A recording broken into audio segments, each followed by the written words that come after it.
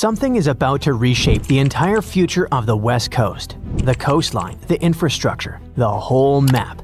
Scientists fear there is not one but two big earthquakes coming, one caused by another. This wasn't even on the radar for most people, but new research is changing everything. For decades, everyone treated the San Andreas Fault and the Cascadia Subduction Zone like two separate monsters that just happened to live in the same neighborhood. They were powerful, yes, but independent. But now, scientists believe these two giant faults are mechanically linked, and one can literally pull the other into rupturing shortly afterward. Cascadia moves, San Andreas moves. San Andreas tears, Cascadia tears. And the potential consequences of that are honestly haunting. Scientists found evidence that it happened at least 10 times in the last 3,100 years. Earthquake, pause, earthquake. It comes from marine sediment cores, which are like time capsules pulled up from the ocean floor. Researchers analyzed layer after layer of seabed sediment and found doublets, paired debris layers created by two massive quakes happening so close together that the ocean barely had time to settle between them. That discovery takes us to the Mendocino Triple Junction, the geological troublemaker of the West Coast. It's the place where three tectonic plates crash and grind into each other like badly aligned gears. It's also the zone where the San Andreas meets Cascadia, which makes it the perfect place for these double quakes to form. The stress changes caused by a rupture in one fault travel straight through this junction and destabilize the other. It's benign when it happens to a bookshelf. When you move one book, three others shift. But when you think about it like a coastline with millions of people, entire cities, major infrastructure, it instantly feels terrifying. To many people who live on the West Coast, the San Andreas kind of feels like a California's problem, and Cascadia like an Oregon and Washington's problem. But when you understand that these two faults can essentially fire at each other, it stops being a local issue and becomes a continental one.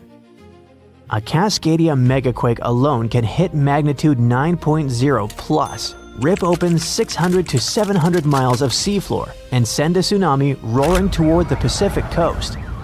And it could just be the first quake, and then, maybe minutes later, the San Andreas snaps in Northern California. The shaking could ripple down the state like a zipper tearing open a jacket, and if it goes the other direction, it could be just as bad. If the San Andreas ruptures first, the intense stress redistribution can destabilize the Cascadia Subduction Zone. You could get the California quake first with buildings rocking, highways breaking, and power stations failing. And then, soon after, the ocean pulls back in Oregon or Washington. And the 20-minute countdown to a tsunami begins, a follow-up disaster. It's the kind of chain reaction you don't want even in a video game, let alone real life. This discovery also tells us something eerie about the earthquake in 1700. The one that sent a tsunami across the Pacific so huge that it struck Japan with no warning. Japanese fishermen called that wave the orphan tsunami because it arrived without any felt shaking. Only centuries later, scientists figured out that it came from the Pacific Northwest. But until recently, no one knew that the San Andreas might have felt that event too, and it possibly slipped or destabilized because of it. So, the whole West Coast may have moved together. And we've come to the scariest part. All this isn't about if, it's strictly about when. The faults have a rhythm, a pace, and a geological heartbeat. We've seen how they behave across thousands of years. We know what they did, and now we know they sometimes do it in sequence. The real fear isn't the first quake. California already expects a big one. The real fear is the second quake, the one that comes before you've checked on your family, before emergency responders regroup, before the power comes back, and before the dust settles. Even if you don't live on the West Coast, this matters for you too. The ports in California, Oregon, and Washington handle a massive chunk of America's imports. Knock them offline, and it's not just the coastline that feels it. The ripple hits the entire country, and potentially the world. Grocery prices spike, supply chains freeze, gas availability dips, shipping timelines go nuts. The world is much more connected than any of us thought, and a geological double punch on the Pacific coast wouldn't stay a local disaster. It would spread, thread by thread, into everyone's life. So, those in power must prepare not for one giant rupture, but for two. Emergency plans, evacuation routes, response times, and power grid designs, all of it needs updating. Because nature has now shown us what even a single major rupture can do to a modern economy.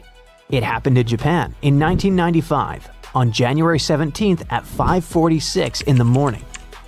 The quake hit right by the northern tip of Awaji Island, only 12 miles from Kobe, a huge, busy city with about 1.4 million people back then, and another 2.6 million in Osaka nearby. The rupture ripped along the Nojima Fault for about 25 miles. That doesn't sound like much until you realize entire buildings can't survive that kind of sideways shove. More than 5,000 people lost their lives. 43,000 were injured.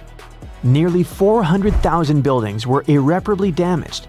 This disaster hit one of Japan's largest industrial zones. And when you mess with a place like that, the shock doesn't stop at the shoreline. The damage was $200 billion US in losses, from smashed buildings and infrastructure and many businesses shutting down. Kobe's port just collapsed. Only 30% of the Osaka-Kobe railway lines worked. Part of National Route 28 literally vanished into the ground. Schools, hospitals, and municipal buildings, 85% of them took damage or were unusable. Fires broke out across Kobe, almost 300 separate incidents, burning the equivalent of 70 US city blocks and taking another 600 to 700 lives. Almost 100,000 people permanently left the region, 2.5% of the whole population gone in less than a year. And here's a detail that stuck with me. So many bridges failed that engineers suddenly had to confront how poorly older designs handled lateral shaking. Houses with heavy tiled roofs, built to fight typhoons, crumbled because all that weight sat too high. But the newer homes made after the 1981 building code revision stood. And that's when Japan realized that modern seismic standards were crucial to follow. Japan threw $58 billion US into restoring the region. Power came back in days. Roads and rail returned in 5 to 8 months. The main expressway took 21 months. The port was fully rebuilt in just over 2 years. And by then, all debris was cleared. Within 15 months, manufacturing jumped back to 98% of its old level. Stores reopened. By 1999, Kobe's economy reached roughly 75 to 90% of pre-quake levels. Japan overhauled its disaster management system entirely. They set up the Central Disaster Management Council and rewrote building codes. They upgraded everything from emergency drills to fire-resistant city layouts, and they launched the Earthquake Early Warning System that now gives Japan those precious few seconds before shaking hits. The same system that saved countless lives since 2007. But despite all this improvement, the Kansai region still sits on dangerous ground. The Roku-Awaji-shima fault system, the same one that snapped in 1995, still runs under them. The 2018 Northern Osaka quake and the 2024 Noto Peninsula quake reminded everyone that this threat didn't disappear. It just waits its turn. A future large event on that system could hit even harder simply because the region has grown more complex, more interconnected, and more economically loaded. So Kobe wasn't even a triggered double fault rupture, but it still broke a major industrial hub, reshaped a national economy, and permanently changed global shipping routes. That's why when scientists started talking about two joint faults firing off back-to-back in Cascadia and San Andreas, you don't even have to imagine the consequences. We already got a preview in 1995. A magnitude 15 earthquake has the potential to completely destroy our planet and evaporate all the water in a matter of seconds, leaving Earth uninhabitable. Over 500,000 earthquakes happen annually, but none have a magnitude of 15. 90% of quakes occur in the terrifying Ring of Fire zone located around the Pacific Ocean. The ground there is like jello. It shakes almost constantly. The most powerful earthquake to have ever struck Earth had a magnitude of 9.5. That much power can lengthen or shorten the day. But there's probably an earthquake in the confines of your own home now caused by a speck of dust landing on a table. But it has a power of -15 magnitudes. Earthquakes happen when tectonic plates move. They're like Lego pieces that are not properly secured, and when they move up, down, or hit one another, the ground also moves, triggering earthquakes. This tectonic energy acts like a battery. It stores energy for a long time, up to 500 years. When this stored energy is released in a sudden burst, the consequences are horrifying. Even the strongest structures submit to this relentless force that leaves a trail of destruction in its path. In some instances, earthquakes can even trigger tsunamis, amplifying the chaos. Such a crazy amount of power can split the ground open and cause severe damage. The strength of an earthquake is measured by the Richter scale, but now it's being replaced by the moment magnitude scale. When there's an earthquake, we hear about how strong it is. It's usually from 1 to 10. Luckily, we haven't had a Richter scale earthquake yet. The most powerful earthquake to have ever happened in modern history occurred in Chile in the 60s. It was around 9.5 on the Richter scale, and it altered Earth's rotation and messed up the length of the day by around 2 milliseconds. It also triggered a massive tsunami and affected a vast area of 155,000 square miles. The Richter scale doesn't actually have a limit. Still, anything above 25 doesn't need measuring, because if that ever happened, we would simply turn into dust, and nobody would care to measure this disaster. As we said, the strongest earthquake had a magnitude of 9.5. If this magnitude had been just 0.5 stronger, it would have created a ruptured line 2,174 miles long. That is almost 7 times the size of Wyoming. A magnitude 11 earthquake would create a crack halfway around the world. Massive tsunamis would hit coastal areas, destroying everything, and Earth would get into a massive environmental crisis. If you love hiking, you would have new mountains to explore, created by the terrifying earthquake. Even the temperature would increase because of volcanic eruptions and the resulting greenhouse gases. It would turn our planet into a hot oven. The safest places would be far away from any buildings, seas, oceans, and mountains where there would be a low chance of a landslide. Countries unprepared for earthquakes would be totally destroyed, and cities would turn into piles of rubble and dust. Going up on the Richter scale would only make things worse.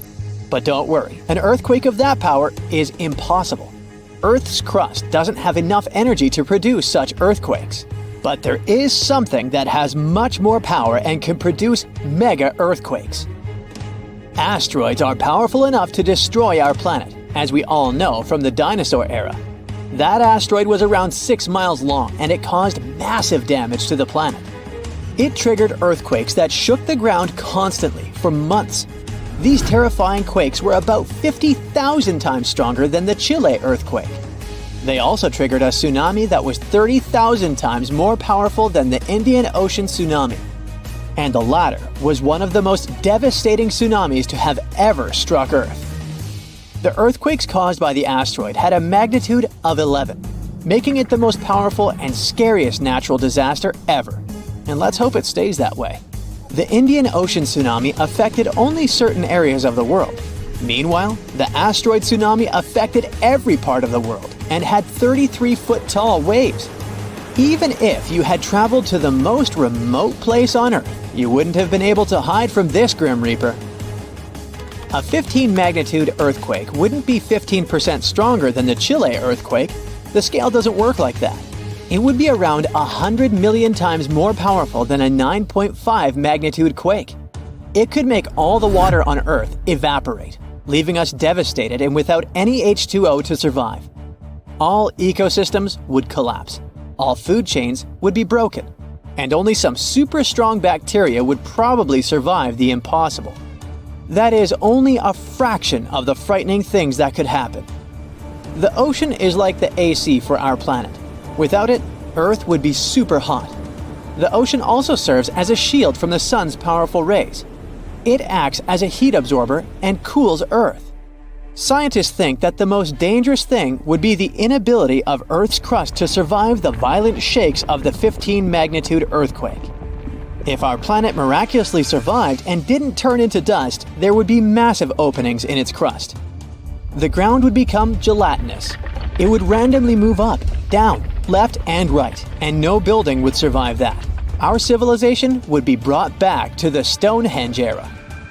Tectonic movements like this are devastating.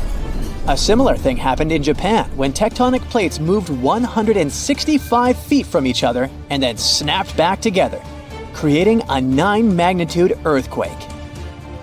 No place on Earth is immune to this bone-chilling natural phenomenon. Still, certain places have higher chances of being destroyed than others, like the Ring of Fire, where 90% of earthquakes happen. This is a place where earthquakes are almost everyday occurrences. The Ring of Fire is located in the Pacific Ocean. It forms a ring around the continents that surround the Pacific. There, several tectonic plates meet, creating highly unstable ground. To make the problem much more terrifying, 75% of active volcanoes are located in this area. 90% of dormant volcanoes are also there, making this place extremely dangerous. Scientists carefully study this region to find a way to predict when the next earthquake might strike. The Ring of Fire is not the only place at risk of earthquakes. In California, along the San Andreas fault line, 2 tectonic plates have been storing power for more than 200 years. The San Andreas Fault is 715 miles long and has the potential for a massive earthquake. This region has its fear of violent earthquakes like the one that happened in San Francisco in 1906.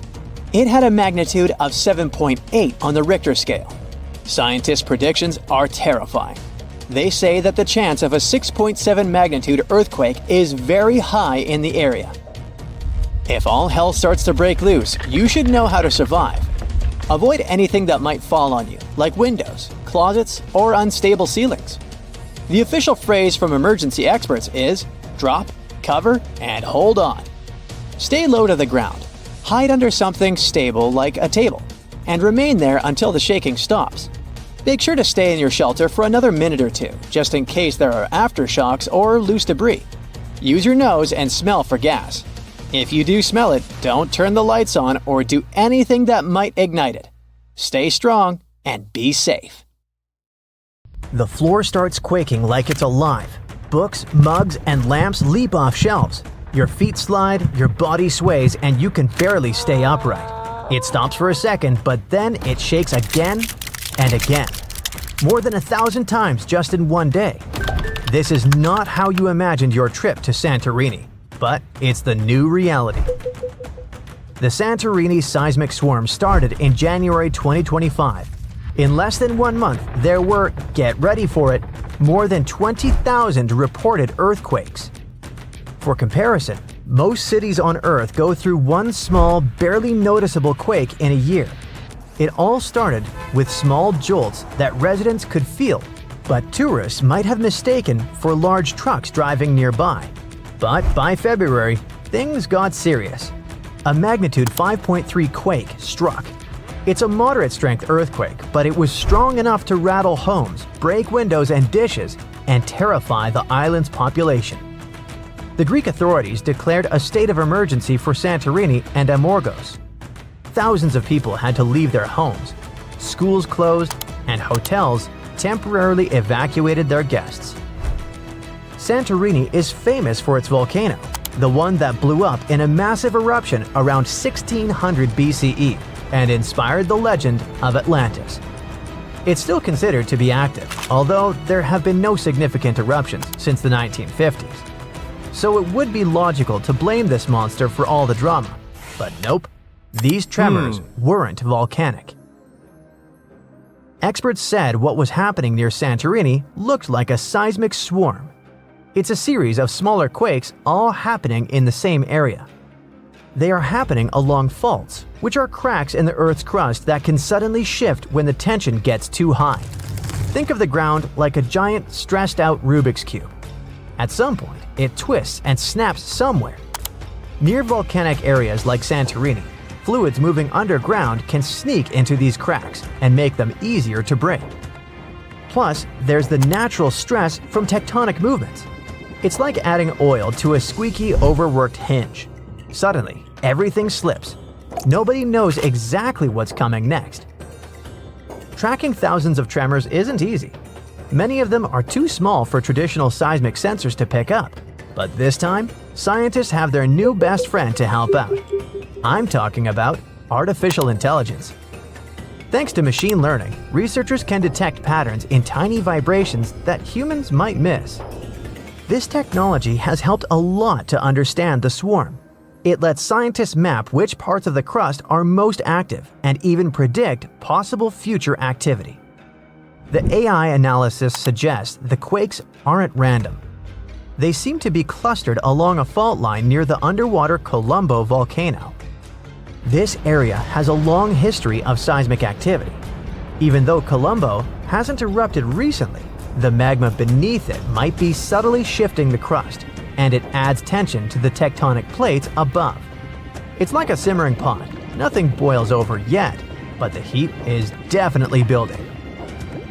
The swarm has subsided after a couple of months of constant shaking, but it doesn't mean it's over for good. Even after a lull, another swarm could strike, or a larger quake could happen along the same fault lines. That's why scientists are now studying the data collected from the swarm. If you're thousands of miles away from Santorini and don't have plans to visit, it doesn't mean you're 100% safe from a similar scenario. Seismic swarms like the Greek one happened in the Caribbean, Iceland, and Italy. One of the best documented swarms in history happened in Japan, in a suburb northwest of Tokyo. It was all going on in a town sitting on a seismological observatory, like a secret underground lab for tracking earthquakes. The swarm kicked off in August 1965 with just 3 earthquakes that were so weak nobody could feel them. But things escalated fast, and 3 months later, 100 quakes a day were strong enough for people to feel. On one day, the observatory recorded almost 7,000 quakes. Out of those, 585 were strong enough to actually shake the ground, meaning you could feel a quake roughly every 2.5 minutes. Scientists figured out that the swarm was caused by fluids moving underground, kind of like the Earth's crust, stretching and bubbling. Studying seismic swarms helps scientists predict earthquakes better, understand how Earth's crust moves, and even prepare for future natural disasters globally. For instance, if they can link the patterns of tremors to magma movement or tectonic shifts, they can apply similar models to volcanoes and fault lines in Hawaii, Iceland, or the Pacific Northwest. Santorini is like a living lab where they combine modern tech with traditional knowledge. AI, seismographs, and satellite imaging add to centuries of human observation. The locals who have lived through quakes for generations contribute insights about small tremors, changes in groundwater, and unusual animal behavior. All this helps scientists refine their models. Santorini's swarm has surely grabbed the attention of the whole world, but it's not the only place on Earth with some intense seismic activity. But what makes Santorini unique is its combination of historical volcanoes, underwater fault lines, and the fact that it's a real tourist magnet. The island is not so large, and the effects of even moderate tremors feel stronger and more dramatic than in other regions. In other places, though, even more serious earthquakes, tsunamis, and volcanic activity are regular news, and the people have learned to live with them. Japan is one of the regions on Earth where earthquakes happen the most because it sits on the edges of 4 tectonic plates. There are around 1,500 of these earthquakes each year that are noticeable. Because of this, the people in Japan have learned to live with earthquakes. There's even a law that sets a rule that buildings in the country should be able to handle earthquakes up to a magnitude of 7 without falling apart. An update 30 years later said that buildings should only have minor damage in such earthquakes and still work as usual. But if an earthquake is even stronger, the law says the building's main job is not to collapse, but to save people's lives. At the most basic level, buildings are made stronger with thicker beams, pillars, and walls so they can handle shaking better. They even construct some buildings on thick layers of padding that separate them from the ground completely, which helps protect them during an earthquake. A skyscraper might sway back and forth a lot and move up to 5 feet, but it won't collapse. On the other side of the Pacific, scientists from the U.S. Geological Survey have studied a dangerous area along the U.S. West Coast. It's called the Cascadia Subduction Zone. Over the past 14,200 years, there have likely been at least 30 big earthquakes in this region. One major quake happened every 500 years on average, but for a long time now, Cascadia has been quiet, and the scientists are getting worried. They think this might be because the area is locked, so the tectonic plates are stuck together and building up a lot of pressure. At some point, a part of the seafloor could suddenly break and move forward by several feet. The shaking would be just 5 minutes, but it would create a powerful tsunami as the seafloor shifts that would last for 10 hours. If it happens, it's going to be the worst natural disaster in the country's history, according to experts.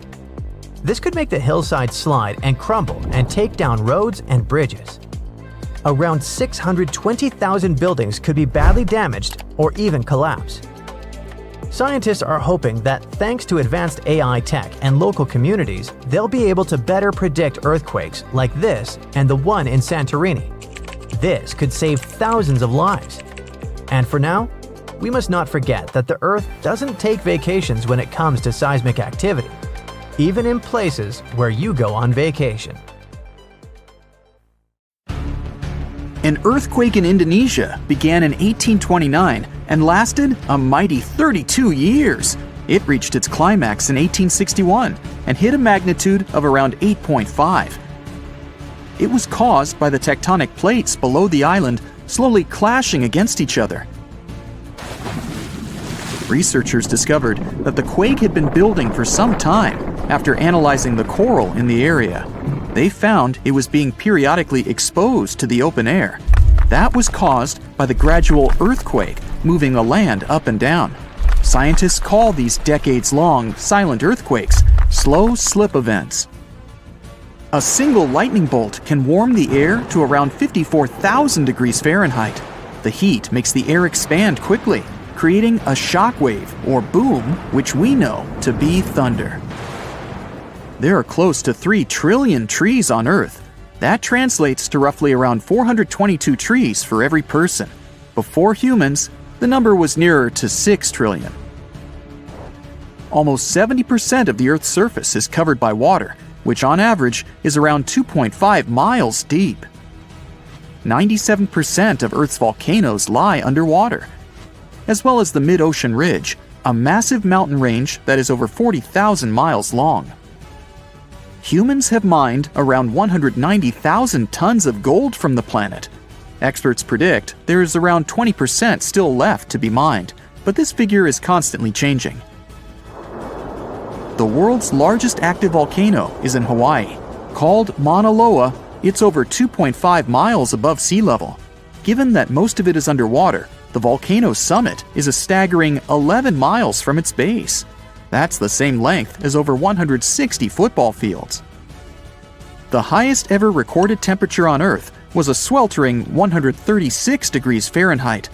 It was recorded in El Azizia, or modern-day Libya, on September 13, 1922.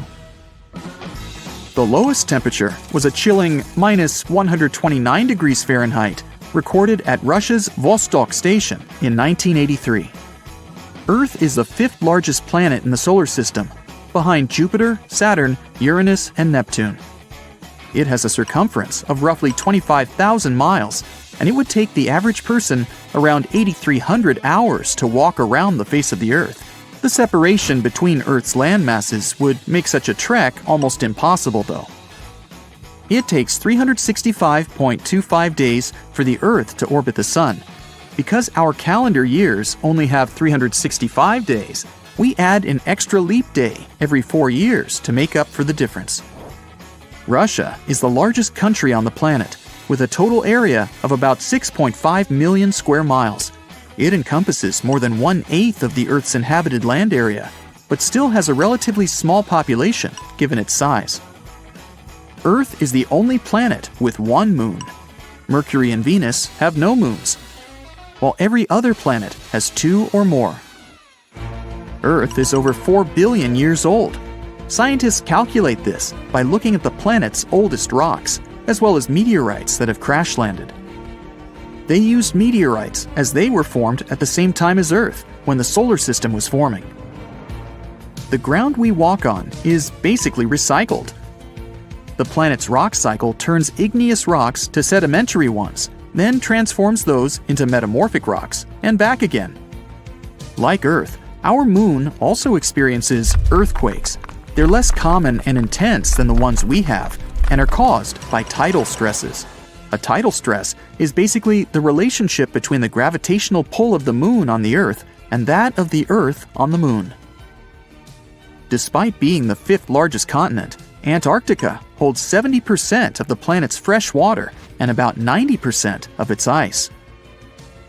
Bangkok is the most visited city in the world, boasting 23 million visitors in 2019 alone.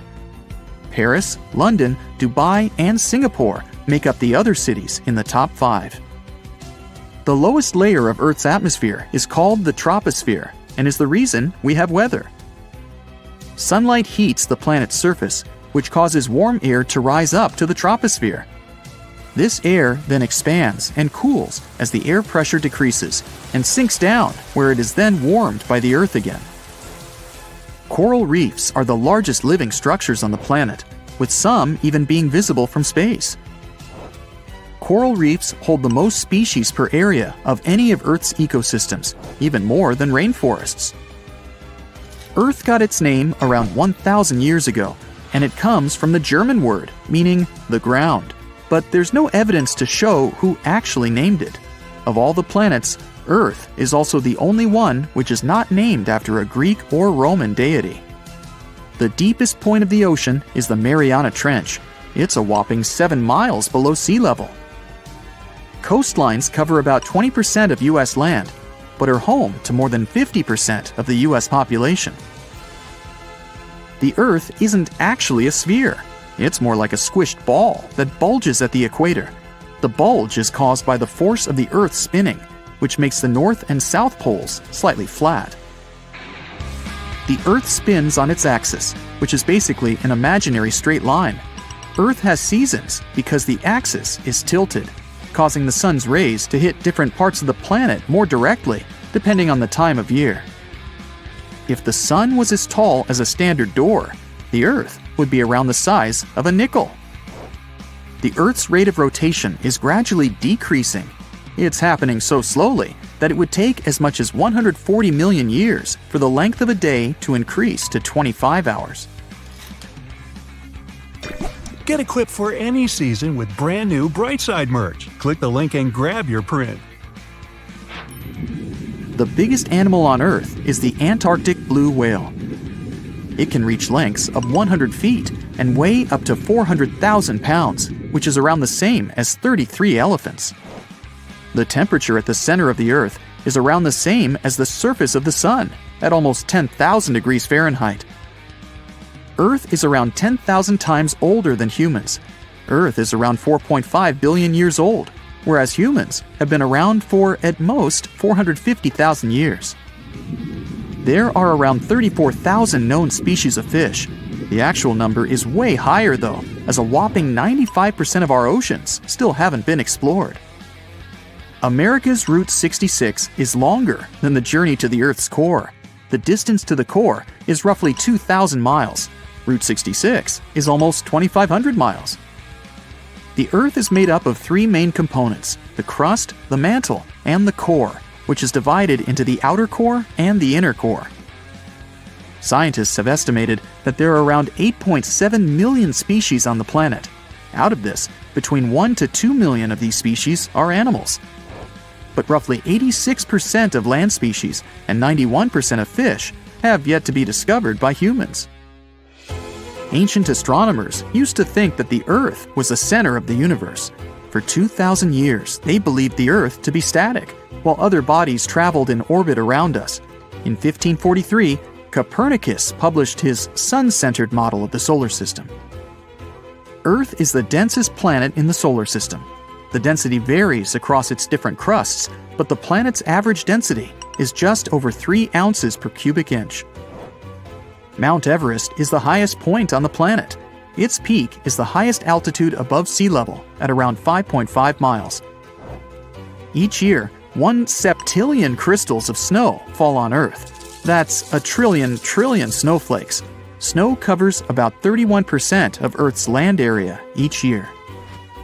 Of Earth's water, only around 3% is fresh water. The other 97% is salted. Of that 3%, about 2% is frozen in ice and glaciers. So, less than 1% of the planet's fresh water is actually in lakes, rivers, and underground. The world's largest inland body of water, or lake to us normal people, is the Caspian Sea. It has an area of 140,000 miles squared. The world's deepest lake is Lake Baikal in Russia and is 5,300 feet deep. Earth's atmosphere is roughly 78% nitrogen and 21% oxygen, with small amounts of water vapor, carbon dioxide, and other gases. No other planet is believed to have this much oxygen, which explains why Earth is the only planet where life has been discovered, so far. Apart from the Moon, there are 2 asteroids in co-orbital orbits with Earth, sometimes called Earth's second moon. 3753 Cruithne is an asteroid that looks like it's following the Earth in orbit, but it's actually following its own path around the Sun. 2002 AA29 is another asteroid which makes a horseshoe orbit around the Earth that draws it close to the planet every 95 years. On January 26, 1700, one of the biggest earthquakes in history hit off the coast of the United States. It had a magnitude of 9, which puts it in the top 10 most powerful earthquakes ever recorded. This earthquake triggered a huge tsunami and changed the coastline all the way from southern British Columbia down to northern California forever. Back then, the area wasn't very populated, but thanks to some clever research, scientists figured out exactly what happened that day by looking at old geological records, tree rings, and even some history from Japan. On the same day as the earthquake, a massive tsunami also hit Japan's eastern coast. For a long time, no one connected the two, but in the 1980s and 90s, researchers realized the tsunami in Japan had been caused by the earthquake in the Pacific Northwest. They were also able to pinpoint the exact day, January 26, 1700. They even found old trees in coastal Washington that had all perished around the winter of 1700, which matched up perfectly with the timing of the earthquake. The earthquake came from the Cascadia subduction zone, a fault where the Juan de Fuca plate slides under the North American plate. This fault stretches about 700 miles, from northern Vancouver Island in British Columbia to Cape Mendocino in California. The pressure from the moving plates builds up over time, and eventually, another big, devastating earthquake will hit the same region. It's just a matter of time. By looking at the geological records, past tsunami deposits, and signs of land level changes, scientists can figure out how often these huge earthquakes happen. Emergency planners have been preparing for the next big quake, often calling it the big one. Scientists believe earthquakes in the Cascadia subduction zone happen every 200 to 1,000 years. And since the last major one was over 300 years ago, the Pacific Northwest is definitely due for another. When it happens, the earthquake is expected to be as big as the one from 1700. But this time, it'll affect around 15 million people. The devastation will be severe. Buildings will collapse, roads and runways will crack, and bridges will fall. Communication in and out of the area will be cut off. But the worst part? The earthquake will trigger a massive tsunami that might hit parts of the Washington coast in as little as 10 minutes. It's not a matter of if, but when the Cascadia subduction zone will break. When it happens, it will be the worst disaster the U.S. has ever faced. Worse than the Hurricane Katrina or Superstorm Sandy. It'll impact an enormous area stretching from southern British Columbia all the way down through Oregon to northern California. That means millions and millions of people will be affected. Fairchild is considered a backup staging area for handling the aftermath of the earthquake, with Grant County International Airport in Moses Lake being the main one. For those who will survive the initial quake and tsunami, the aftermath could be just as disastrous. Aftershocks will follow, and transportation will be a mess. Roads will be damaged or completely blocked, airports will shut down, and most of the main routes, like Interstate 5, will have bridges destroyed. This means food and water supplies will be cut off, and it will be incredibly difficult for help to get in or for people to escape. Gas pipelines will most likely be damaged too, and restoring them could take anywhere from a few days inland to weeks or even months along the coast. Power outages will be widespread within 100 miles of the coast throughout the entire Pacific Northwest. And water could be out for 3 to 7 months. Even telecommunications will be down for 2 to 3 months across the Pacific Northwest, Alaska, and even parts of East Asia. The good news for eastern Washington is that it will mostly avoid the worst of it, thanks to natural barriers between the west and east sides of the state. The tsunami may hit the Columbia River Gorge, but it will lose energy quickly because of a sandbar under the river. The Cascade Mountains will absorb much of the earthquake's impact, so the east side won't feel it as strongly. And since eastern Washington won't get hit as hard, it'll be up to them to handle the aftermath of the quake. That means helping western Washington, taking in refugees from the areas that got destroyed, and delivering supplies to where they're needed. Scientists have looked at other major 8.0 to 9.0 magnitude earthquakes like the ones in Chile in 1960, Alaska in 1964, and Sumatra in 2004, and Japan in 2011. These kinds of quakes can shake the ground for anywhere between 6 to 10 minutes, and that's a long time for the ground to be shaking. Such quakes are super intense because they happen close to Earth's surface, so it's not just a quick shake. It's a long, strong one that can cause a lot of damage. If the Cascadia earthquake and tsunami were to hit tomorrow, over 13,800 people could lose their lives, and about 107,000 people could be injured. The economic toll in Washington, Oregon, and California could top $70 billion. To put that into perspective, we can compare these numbers with some other major earthquakes. In Chile's 1960 earthquake, about 1,650 people lost their lives. The 1964 Alaska quake resulted in around 140 lives lost. The 2004 Sumatra earthquake and tsunami took the lives of an estimated 280,000 people. And the 2011 Japan earthquake and tsunami caused over 20,000 casualties. Authorities know about the dangers of the Cascadia Fault, but even with all the planning, no one can say for sure what will be needed when the big quake hits.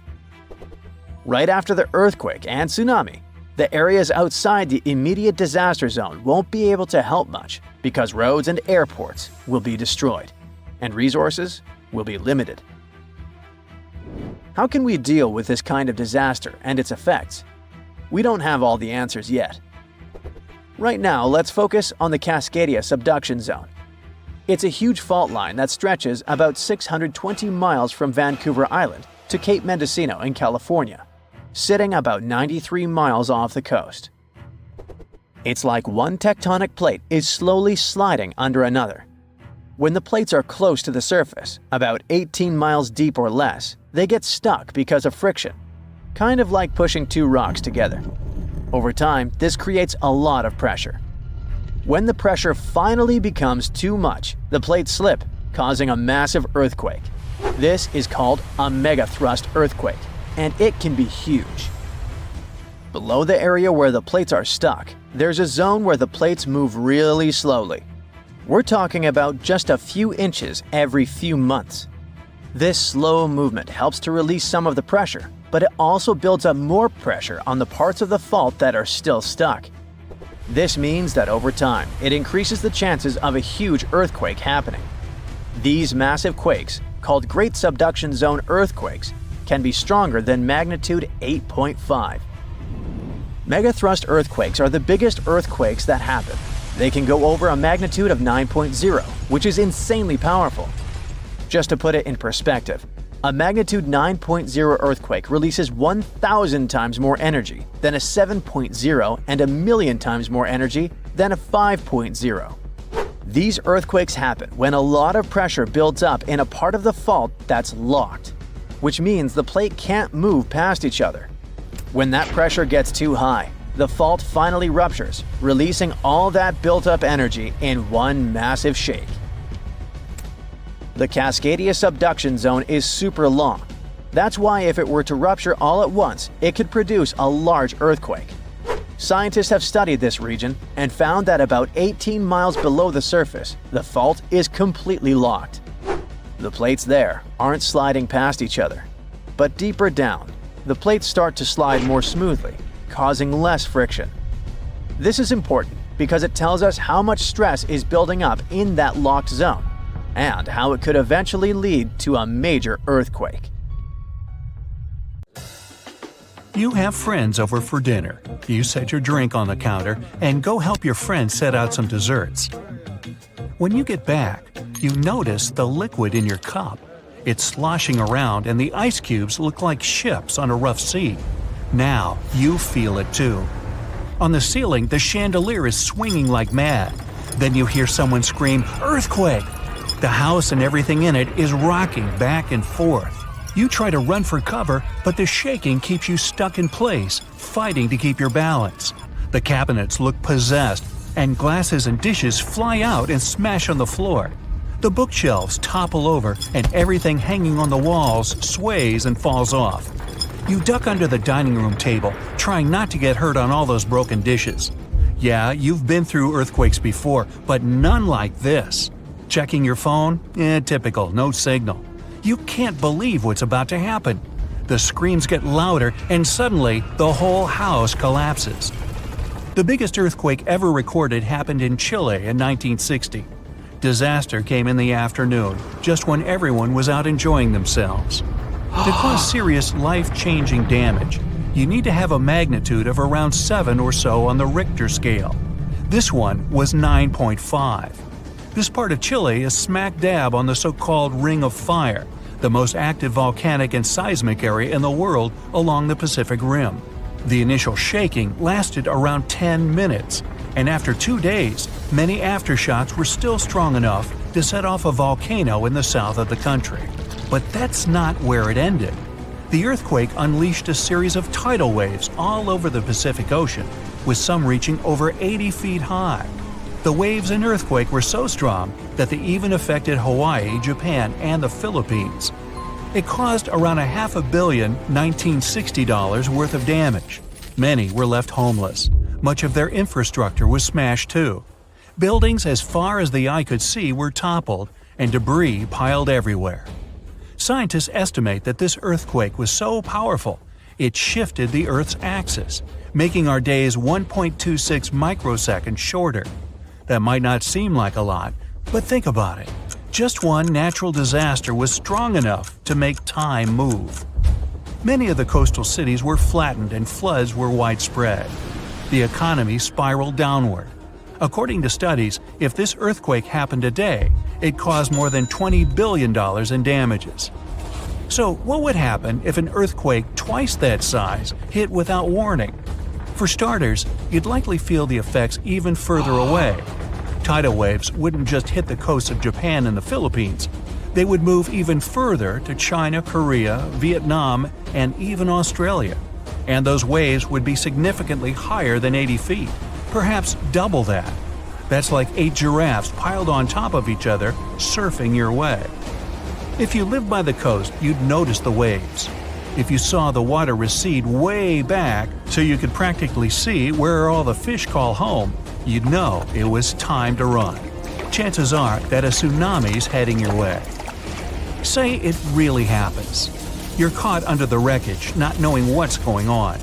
You manage to free yourself and escape to the fresh air. And you're not alone, because all the houses in the neighborhood have turned into piles of bricks and rubble. The bridges have also collapsed, leaving people stranded on either side. You look around, dust yourself off, and rush to find help. Fire trucks and ambulances drive between the broken-down cars and rubble. You try to make it to your car, but the aftershocks are still hitting, and you're getting tossed to the sidewalk. With all the cell towers down, you can't call anyone on your phone. Your knees are shaking, but you manage to power through.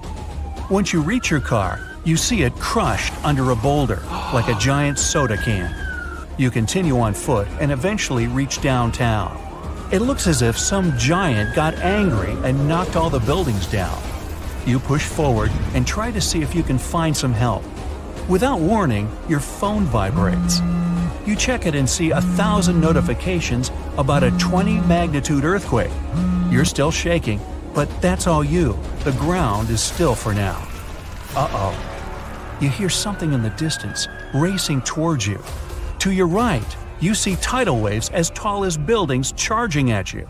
Still in shock, not knowing what to do, you now come to your senses and run. You don't even know which way to go. There's a tsunami right behind you, and in front of you are broken down buildings with rocks and concrete still falling everywhere. Wait, there's a building that's somehow still standing. You need to get on top of that thing. You reach the elevator, but it's jammed. Not surprising. You bolt up the stairs as fast as you can, tripping on broken glass and plaster, but always managing to get back up. You look out a window and see the water. It's so close.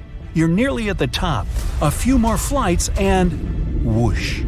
The water forces its way into the building and drags you down at least 2 floors. You can barely see anything. Still, you know you must swim up. But the water keeps forcing you downwards. After about 30 seconds, you manage to swim your way out and continue climbing to the top. You scramble to the top floor and collapse on the roof. You're safe for now. The tidal wave is still going strong, plowing its way through the ravaged city center. Your phone is now waterlogged and useless. You have a perfect 360-degree view of your town covered in water and debris. The ground starts to shake again. Maybe you'll just sit around until this is all over, waiting for the rescue helicopter. But then, a loud explosion that almost breaks your eardrums shakes the ground even more. Off in the distance, smoke is rising, and soon it covers the entire sky. Darkness hides the morning sun. That's when you can see lava shooting up into the air and landing nearby. The lava forms into a river, flowing its way into town block by block. With this much seismic movement and the high intensity of the earthquake, the world's tectonic plates have shifted so that magma is pushing its way to the surface. From the earth, steam begins to vent. Then the heat hits you. You see the magma cover the ground like a blanket, eating up every car in its way. What's worse is that the magma is melting the foundations of the buildings that managed to withstand the earthquake and the tsunami. The buildings in the distance are now sinking and collapsing into the raging lava pool that's replaced your town. One by one, every building descends. That means, the building where you're standing is also swaying. It's about to fail. That's when you see the light. You look up and see a helicopter above in the distance. You wave your arms, run around, jump, anything to get noticed. And it works. The chopper makes a few circles and finally drops you a rope ladder. As you're lifted in the chopper, you take a good look at the world below you as it wriggles around like noodles in a strainer. You land a few miles out and are immediately treated by a doctor in an emergency triage center. You were one of the lucky ones. A year later, the tsunami water has receded. The lava that flowed inland has cooled, but all that magma permanently changed the ground below it, and the whole town is gone. The disaster has thrown the entire country into a financial nightmare that'll last decades. It takes months to survey the town, making sure there's no dangerous electrical wires or busted gas pipes anywhere. They're rebuilding your town farther inland from where the old one was. In other towns, they rebuild directly over the ruins. In others, they just decide to move everyone to a nearby city. So, since 2000, the world has been hit with more than 1,700 earthquakes with magnitude greater than 5. Many happened around the Ring of Fire, located around the Pacific Ocean. In North America, the biggest threat is the San Andreas fault line, which can create an earthquake of a magnitude higher than any other, earning it the spine-tingling nickname, the Big One. The potential destruction of California is a terrifying prospect that could have unimaginable consequences. But the Big One is just the beginning of what's to come. Bad news! Scientists have predicted an earth-shattering event that will occur in 2030. Like it or not, there's a 70% chance that we'll experience the Big One, and it will be an earthquake with a magnitude of 6.7. The San Andreas fault line will cause the Big One, but what is scary is that we can't predict it. On the other hand, a massive earthquake occurs every 100 years. This means there's always time to prepare for a natural disaster.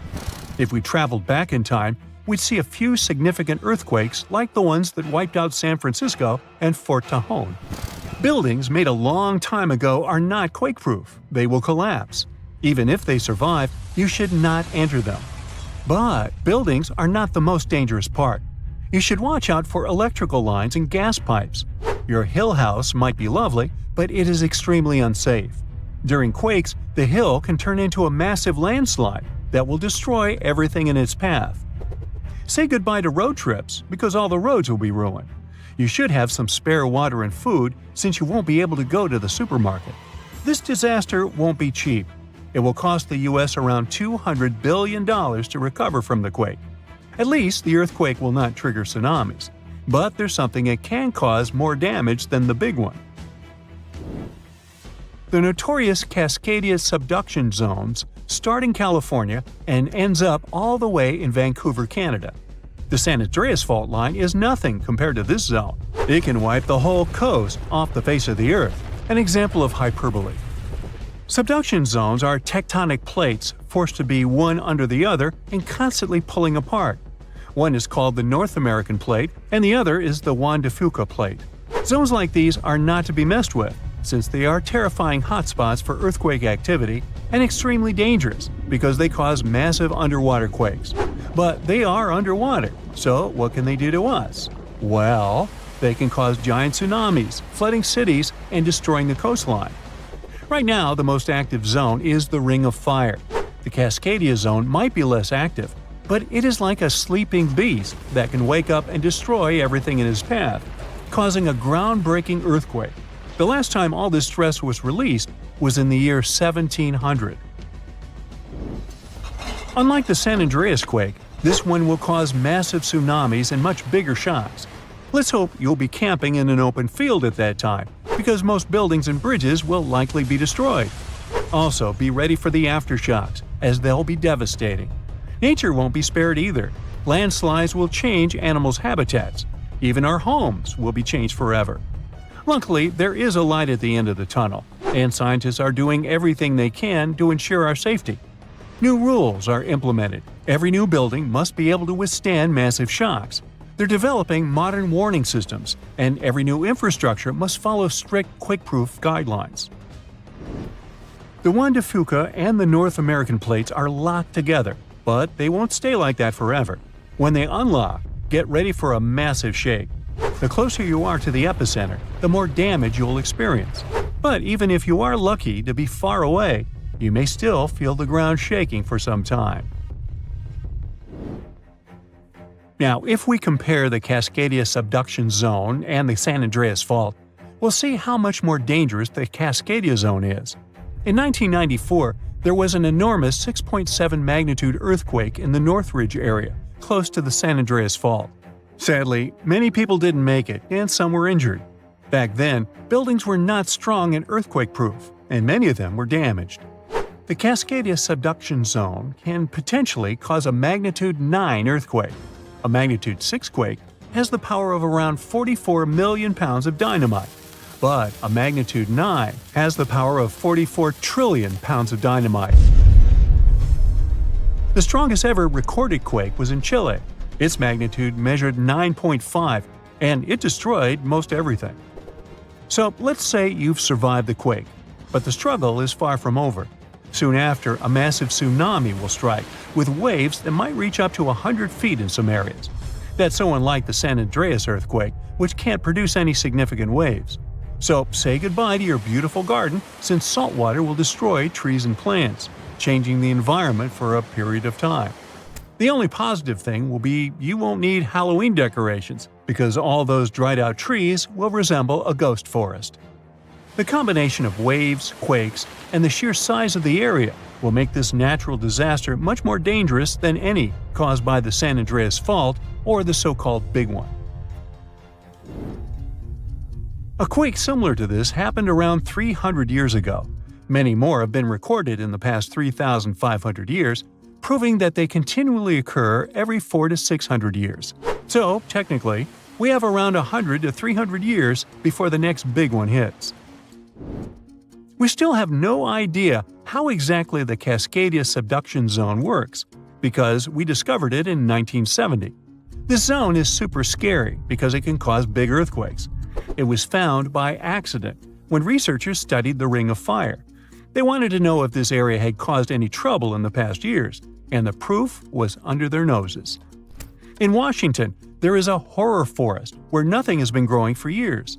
When researchers tested the soil, they found a tremendous amount of salt. They put two and two together and concluded that a massive tsunami had been the reason. Experts still didn't know when the forest was destroyed, but Japan kept records of a gigantic earthquake that had a similar effect.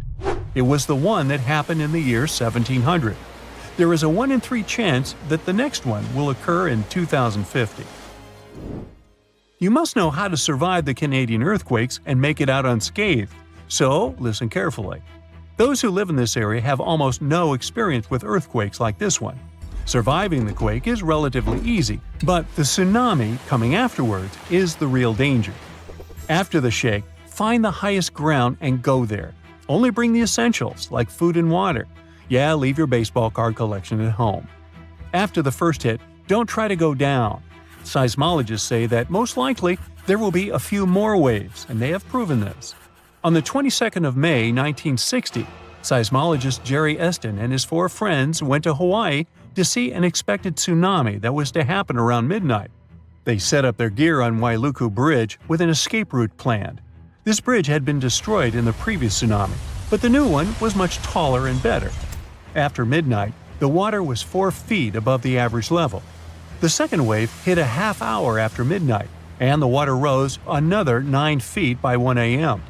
The water started going down and dropped by 7 feet, but the horror was far from over. Next, they saw a wave that was around 20 feet tall. This shows us that tsunamis are unpredictable, and we should listen to experts to stay safe.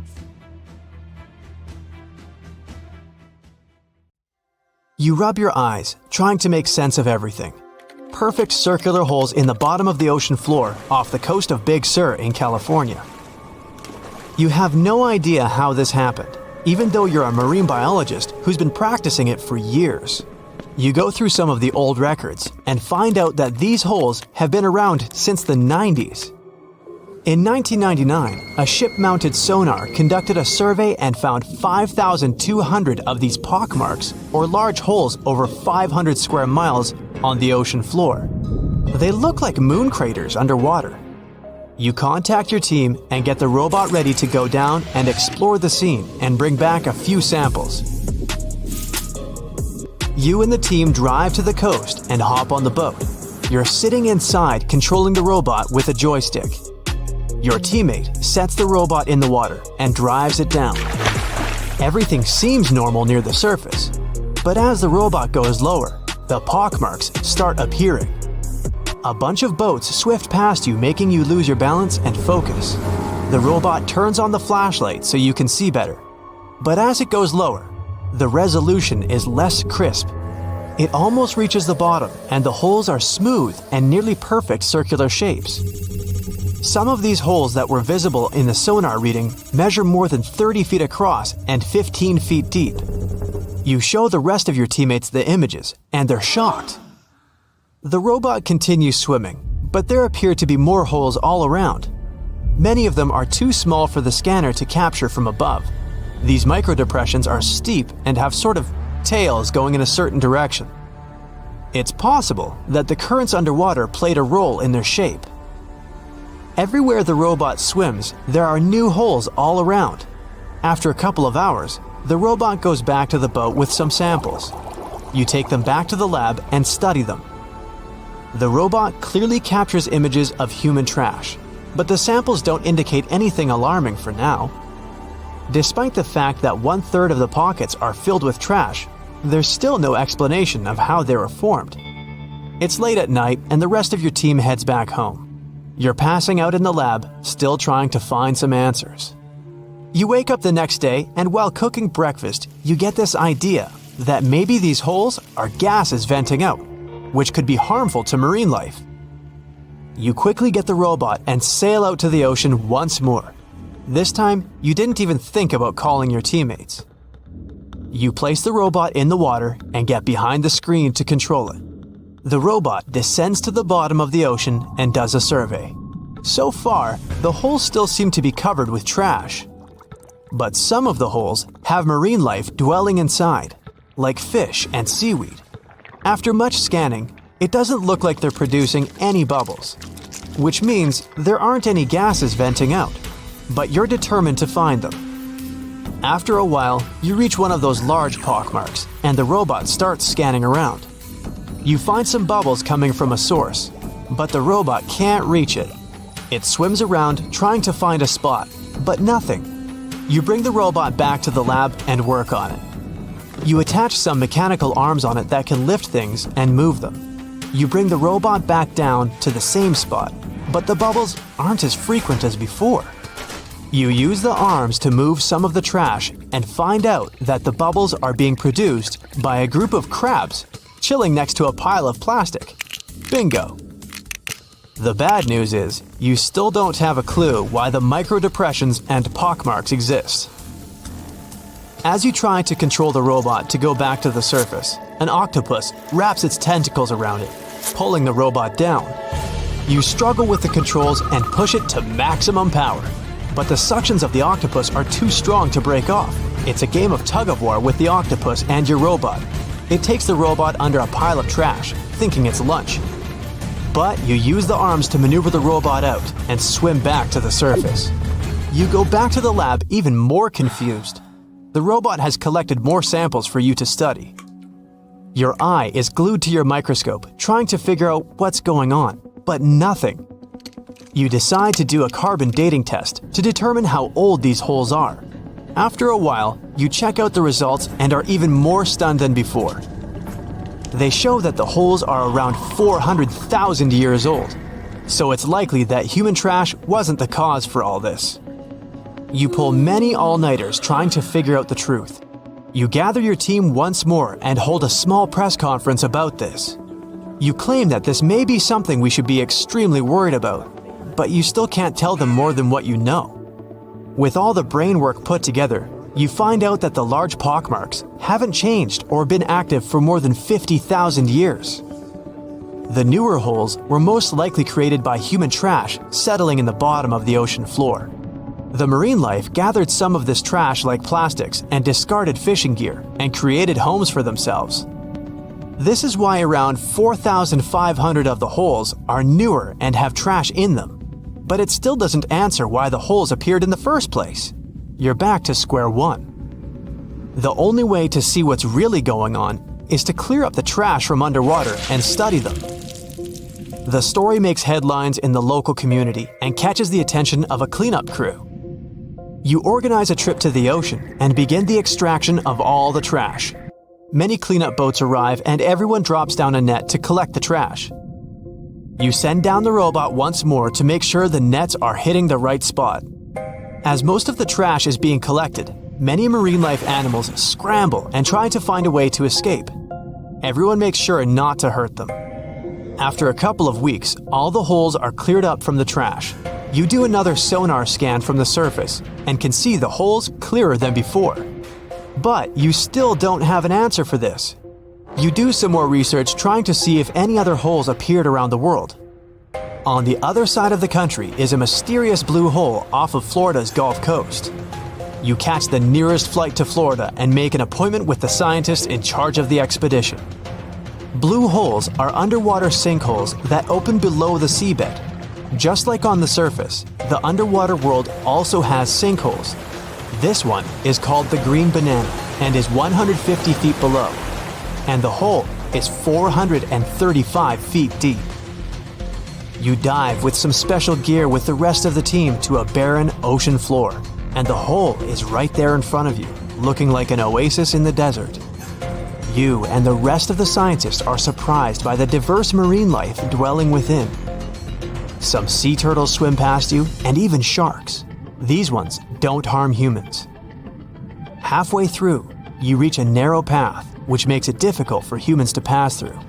But everyone is careful. There are corals, sponges, mollusks around the corner. You collect some samples and go back to the lab.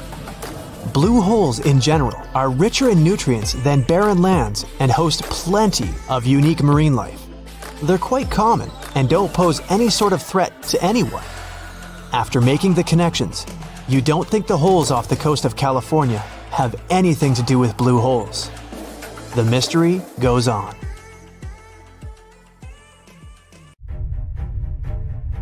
There is a powerful force hiding underground where tectonic plates meet, and one forces another under it. This happens in the Pacific and Indian Oceans. Strain builds over centuries. The tension is unbearable until the megathrust awakens. The Earth shakes with a magnitude that can exceed 9 points, more powerful than any other earthquake. When the seafloor suddenly gets pushed up fast, it sends a huge ripple across the water, and a tsunami of huge force is out. These waves are called teletsunamis, and they cross entire ocean basins, ready to take over coastlines thousands of miles away. The thrust fault stretches over 600 miles. The Earth is not just shaking, it feels like it's tearing apart. This is the power of a megathrust earthquake. Those caught in its path will have to fight for their lives. Japanese authorities recently had to issue their first ever megaquake advisory. It happened because of a strong tremor on the edge of the Nankai Trough ocean floor zone. In the end, most of the warnings were lifted, and there wasn't much damage from the 7.1 magnitude earthquake. Parts of southwestern Japan started to shake, and the superfast trains in Japan slowed down to stay safe, which made travel slower for everyone. But everyone is staying alert as they know about the risk of a megathrust earthquake that could happen within the next few decades in the Nankai Trough. The tectonic plate under the Philippine Sea is slowly sliding underneath the land where Japan is, moving just a few inches every year. The last big earthquakes from this area happened in 1944 and 1946, both with a magnitude of 8.1. These quakes have caused a lot of destruction in the country. The next megathrust earthquake in the region, if it does happen, could be between a magnitude 8 and 9. Scientists still can't agree on how likely this mega earthquake is to happen, but it could be up to 80% certainty. On the other side of the Pacific, scientists from the U.S. Geological Survey have studied a dangerous area along the U.S. West Coast. It's called the Cascadia Subduction Zone, and it stretches from northern California to northern Vancouver Island in Canada. Over the past 14,200 years, there have likely been at least 30 big earthquakes in this region. One major quake happens every 500 years on average. But for a long time now, Cascadia has been quiet, and it worries scientists. They think this might be because the area is locked, meaning the tectonic plates are stuck together and building up a lot of pressure. Eventually, the part of the seafloor could suddenly break and move by several feet. The shaking would be just 5 minutes, but it would create a powerful tsunami as the seafloor shifts that would last for 10 hours. If it happens, it's going to be the worst natural disaster in the country's history, according to experts. The ground on some inland hills could turn into something like quicksand. This would cause the hillsides to slide and crumble, taking down roads and bridges. Around 620,000 buildings could be badly damaged or even collapse, including about 100 hospitals and 2,000 schools. People in Washington state might have to take care of themselves without help for 2 weeks. finding food, water, and shelter on their own. Scientists are studying slow slip events, where the tectonic plates move very slowly over weeks or months, releasing some energy but not enough to stop a big one. Every time the magnitude of an earthquake goes up by just one number, the energy it releases is 40 times bigger. So we'd need about 1 million small earthquakes every day for 500 years straight to release the same energy as one huge magnitude 9 earthquake. But these small earthquakes might be clues that a bigger earthquake is coming. To better monitor the Cascadia Fault, experts are mapping the fault more accurately and adding better monitoring tools offshore. Scientists receive over $10 million to install seismic sensors and seafloor pressure gauges on a fiber optic cable off the coast of Oregon. The goal is to be ready to warn people and potentially save lives when a big earthquake strikes. A sharp megathrust earthquake happened in this part of the world in 1964. It went down in history as the Great Alaska Earthquake and had a magnitude of 9.2. It lasted for more than 4 minutes, making it the most powerful earthquake in the history of the U.S. and North America. The ground shook so hard that it caused huge cracks and landslides. In Anchorage, many houses, buildings, and roads were destroyed because they weren't built to handle such a big earthquake. In some places, the land was permanently changed. For example, the coastline near Kodiak and Hinchinbrook Island was lifted by 30 feet. In other areas, like Gerwood and Portage, the ground sank by 8 feet. They had to rebuild roads higher so they wouldn't be flooded by the time. A huge 27-foot tsunami wiped out the entire village of Chiniga. Many coastal towns were heavily damaged, not just by the earthquake, but also by tsunamis and the fires that followed. After the main earthquake, there were thousands of smaller aftershocks for months. A moderate earthquake of magnitude 4.4 shook Los Angeles in August 2024. Once it was over, the LA Fire Department checked around the city and didn't find any major damage or anyone hurt. In the nearby city of Pasadena, which is close to the earthquake's epicenter, a water pipe burst inside City Hall and everyone had to leave the building. Thankfully, there was no danger of a tsunami. The best we can do to avoid panic in such situations is to be prepared. Japan is one of the places on Earth where earthquakes happen the most because it sits on the edges of 4 tectonic plates. Around 1,500 of these earthquakes each year are noticeable. Because of this, the people in Japan have learned to live with earthquakes. The 1950 law set a rule that buildings should be able to handle earthquakes up to a magnitude 7 without falling apart. An update 30 years later said that buildings should only have minor damage in such earthquakes and still work as usual. But if an earthquake is even stronger, the law says the building's main job is to not collapse and save people's lives. At the most basic level, buildings are made stronger with thicker beams, pillars, and walls so they can handle shaking better. Another technique is placing special pads made from materials like rubber at the base of a building. Some buildings are even built on thick layers of padding that separate them from the ground completely, which helps protect them during an earthquake. A skyscraper might sway back and forth a lot, moving up to 5 feet. To stop it from getting damaged, engineers can add something called dampers every second floor all the way to the top. These dampers are like giant bicycle pumps, but instead of air, they're filled with liquid. When the building shakes, the dampers push against the liquid inside them. Even though the liquid doesn't squish very much, it can still absorb some of the shaking. When they're building tall skyscrapers, engineers try to make the structure as simple and balanced as possible. This means having each floor the same height and placing the support columns evenly. But sometimes, architects who design skyscrapers don't want to make these compromises because they have creative ideas for how the building should look. Then they have to find compromise solutions. For example, Tokyo's Skytree Tower, one of the tallest buildings in the world, is designed in a futuristic style but also includes special features to protect it from earthquakes. It has a central pillar, like in traditional Japanese pagodas, and seismic dampers that help absorb the energy from an earthquake, keeping the building safe. Before an earthquake shakes the ground, something sneaky might happen first. A slow, quiet movement with no shaking at all. No one is aware that right under their feet, the land is preparing to tremble violently, wreaking havoc, bringing destruction and devastation. A new study shows that such a slow creep might be how earthquakes begin. To figure this out, scientists didn't start with giant pieces of the earth. Instead, they went into a lab and used clear plastic sheets called plexiglass. They pushed two sheets of plexiglass sideways against each other, just like how tectonic plates, huge chunks of Earth's crust, push against each other underground.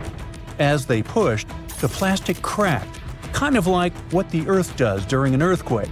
And even though it was plastic and not rock, the physics, the way things break and move, was the same. Earthquakes happen when two tectonic plates try to slide past each other, but they get stuck. The edges between them don't move easily because of something called friction. It's kind of like when your shoes grip the ground. Over time, the plates keep trying to move and stress builds up. Think of it like bending a stick. At first, it doesn't break, but if you keep pushing, it will eventually snap. The spot where the plates are stuck is called a fault, and there's a thin, brittle part in that fault. By brittle, I mean that it doesn't bend, it just breaks. Here's how it happens. First, a tiny crack forms. It's small and moves slowly.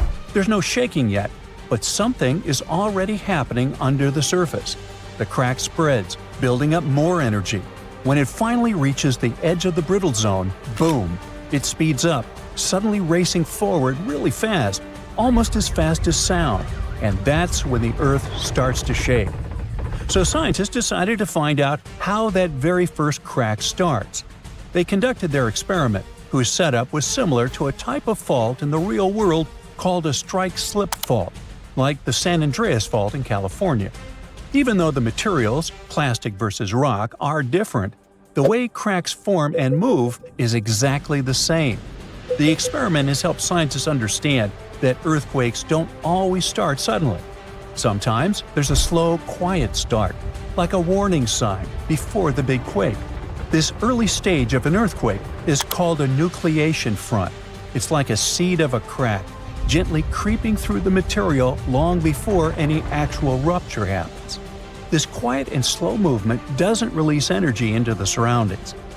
At first, scientists thought of cracks as simple one-dimensional lines, like a straight tear in paper. But something didn't add up.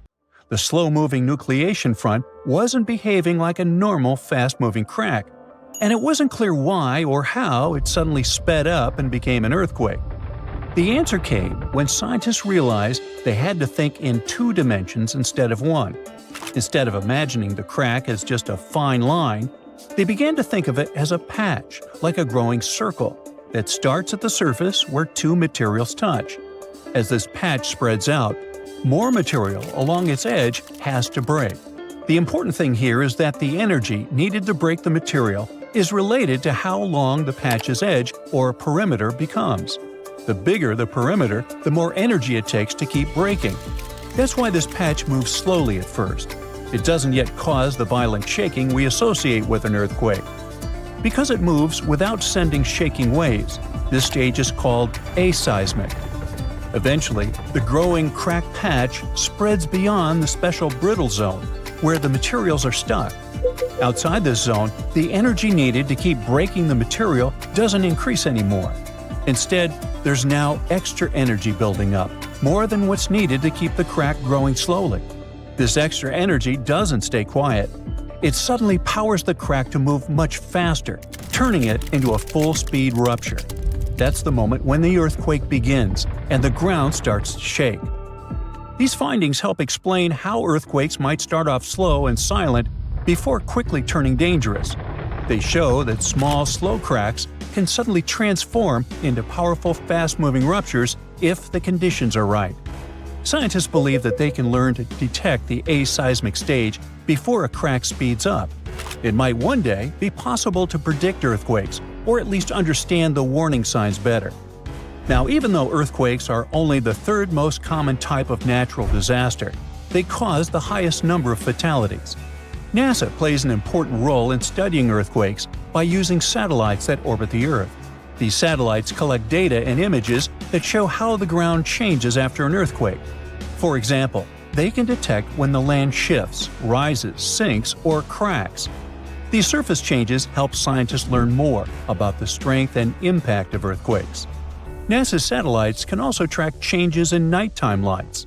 If a city goes dark after a quake, that's a clear sign that the area may have lost power and could need help. Now, how about we talk about the most common earthquake myths, like the one about megaquakes? Some people really worry about super huge earthquakes, but there's a limit to how big they can get. The size of an earthquake depends on the size of the fault where it happens. A longer and deeper fault can cause a bigger earthquake. For example, the San Andreas Fault in California is long, about 800 miles, but not very deep, around 10 to 12 miles. This makes earthquakes bigger than magnitude 8.3 on that fault very unlikely. The biggest earthquake ever recorded happened in Chile in 1960. It had a magnitude of 9.5 and occurred on a huge fault that was almost 1,000 miles long and 150 miles wide. Technically, there's no set limit on the magnitude scale, but an earthquake bigger than magnitude 12 would need a fault larger than Earth, which just isn't possible. Now, earthquakes can happen near the surface or deep underground.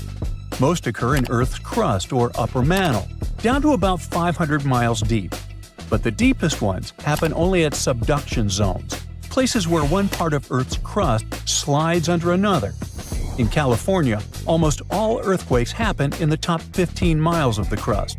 One exception is the Cascadia subduction zone in Northern California, which continues up through Oregon, Washington, and Canada. Another misconception is that the ground can open during an earthquake, but usually that only happens in movies. A giant crack opening and swallowing things up during an earthquake is just fiction. In real life, the ground on either side of a fault slides past each other. It doesn't pull apart or open wide. Small cracks or holes can happen during landslides or ground failures, but not along the actual fault line itself. Faults don't open up because if they did, there'd be no friction, and without friction, there wouldn't be an earthquake at all.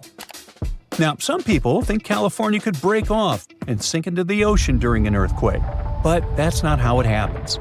The ocean floor is just lower land with water above it. California can't fall in. What's really happening is that southwestern California is slowly sliding north toward Alaska along the San Andreas Fault. The Pacific Plate, which California sits on, is moving about 2 inches per year, about as fast as your fingernails grow. So, in about 15 million years, Los Angeles and San Francisco could be neighbors. And in 70 million years, Los Angeles might be sitting near Alaska. I can't wait. People often wonder whether an aftershock can be bigger than the earthquake itself. Aftershocks are smaller earthquakes that happen in the same area after a larger one. They're like our planet's way of settling down after the main shock. But if an aftershock turns out to be bigger than the first earthquake, then we call the bigger one the main shock, and the earlier one becomes a foreshock. About 5 to 10% of earthquakes in California are followed by a stronger one within a week. It's also possible for 2 quakes in the same area to be about the same size. However, very large earthquakes are rare, so it's even rarer to see 2 huge ones happen close together. The strongest earthquake ever to strike east of the Mississippi River that happened over 200 years ago was never over, according to some scientists. Most earthquakes last seconds to minutes, and the official record breaker so far is a silent one in Sumatra that was going on for 32 years. This slow slip event triggered a massive quake and a tsunami. So if it's true that the new Madrid earthquake is still sending aftershocks, we'll have a new top name for this sad list. The earthquake started in December of 1811 with a powerful quake in a sparsely populated part of northeast Arkansas. They felt the shaking almost 1,000 miles away in the White House, and the tower bells were ringing in Boston, even further away. It even made the mighty Mississippi flow backward for a few minutes over new waterfalls formed by shifted ground. The town of New Madrid, Missouri, completely disappeared in the disaster. The Earth wouldn't stay still until the end of January the following year, when things got serious again. A massive quake hit, this time near the junction of the Ohio and Mississippi rivers, right in the Missouri boot heel. Geologists believe it was a rupture on the New Madrid Fault, putting even more strain on the nearby Reelfoot Fault. Just when people thought it couldn't get worse, another 2 weeks of trembling passed, and the Reelfoot Fault snapped deep beneath New Madrid. Down in Tennessee, about 15 miles south of New Madrid, the ground uplift created Reelfoot Lake. Steamboats were chugging along the river, with thousands of trees floating and acres of woods torn apart by the quake. In St. Louis, Missouri, which is 160 miles away, buildings were badly damaged, and chimneys fell in Cincinnati, Ohio, 400 miles away. People all the way in Montreal, Canada, over 1,000 miles away, felt the earth shake. Seismologists have registered about 200 small earthquakes in the New Madrid seismic zone every year since 1974. Some researchers believe that up to 30% of those were aftershocks from those big quakes back in 1811 and 1812. In parts of the U.S. where there's not much tectonic action going on, these aftershocks could keep rumbling for years, maybe even centuries, after the big ones hit. Aftershocks are the Earth's way of releasing all that built-up stress from the main quake. When the ground shakes from the first earthquake, it puts a lot of pressure on the rocks nearby. And when those rocks can't take it anymore, they crack, causing even more shaking. That's the aftershock. And they can be pretty intense, especially right after the main quake, but weaken over time. Not all scientists agree that contemporary earthquakes have to do with those from 200 years ago. We mostly associate faults with those lines where Earth's plates meet. But there's a whole network of those right under the center of the North American plate. They're like relics from 750 million years ago, when North America was part of a supercontinent called Rodinia. When Rodinia started to break up, it left behind these rifts, weak spots in the Earth's crust that run deep beneath the modern Midwest. It could explain the earthquake action. An international team of geologists decided to take a fresh look at 3 major earthquakes that shook North America and end the debate. They used a new math method called the nearest neighbor. It says that if earthquakes are too close in space, time, and magnitude to be independent background events, then one is assumed to have triggered the other. Depending on how you look at the numbers, somewhere between 10 to 65% of the recent quakes in the region could be aftershocks of those historic earthquakes. And a huge quake that hit Charleston, South Carolina at the end of the 19th century might explain up to 72% of the earthquakes in the area since then. But not all places are the same, so the scientific debate continues. In 1774, British explorer James Cook noticed a glow in the distance. It was the volcano of Mount Yasur in Vanuatu. This bad boy had been spewing lava and ash ever since, and it's quite likely that it's been doing that for way longer. The volcano has been sitting at alert level since October 2016, which means things are really unsettled around there. They've even marked off a 2,000-foot radius around the crater to keep people safe.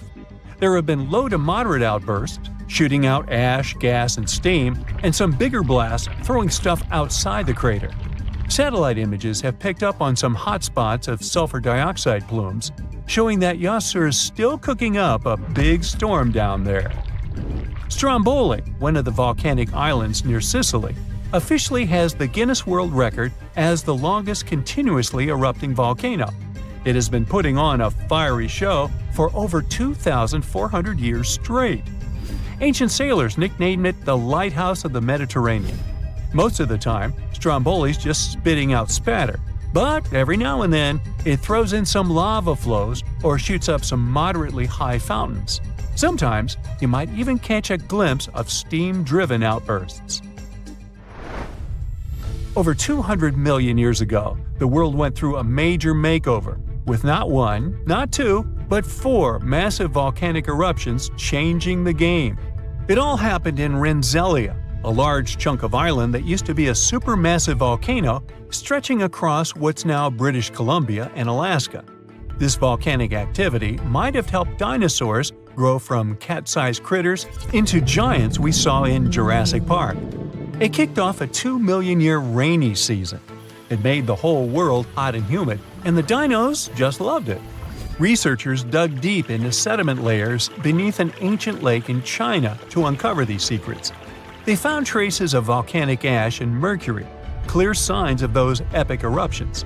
There were carbon signatures showing huge spikes in carbon dioxide levels, making the atmosphere toasty and the rain pouring down. It all happened in 4 separate pulses, each triggered by those monstrous volcanic blasts.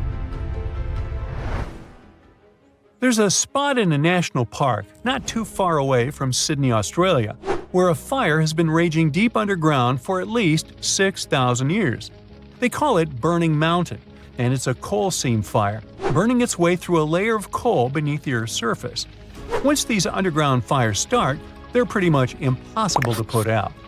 This ball of fire is up to 30 feet wide and extremely hot, but there's no flame, it's smoldering. The fire has been creeping along at a pace of about 3 feet per year. A local farmer first spotted it in the 19th century and thought it was a volcano. The people who have lived here for ages believe this place is sacred.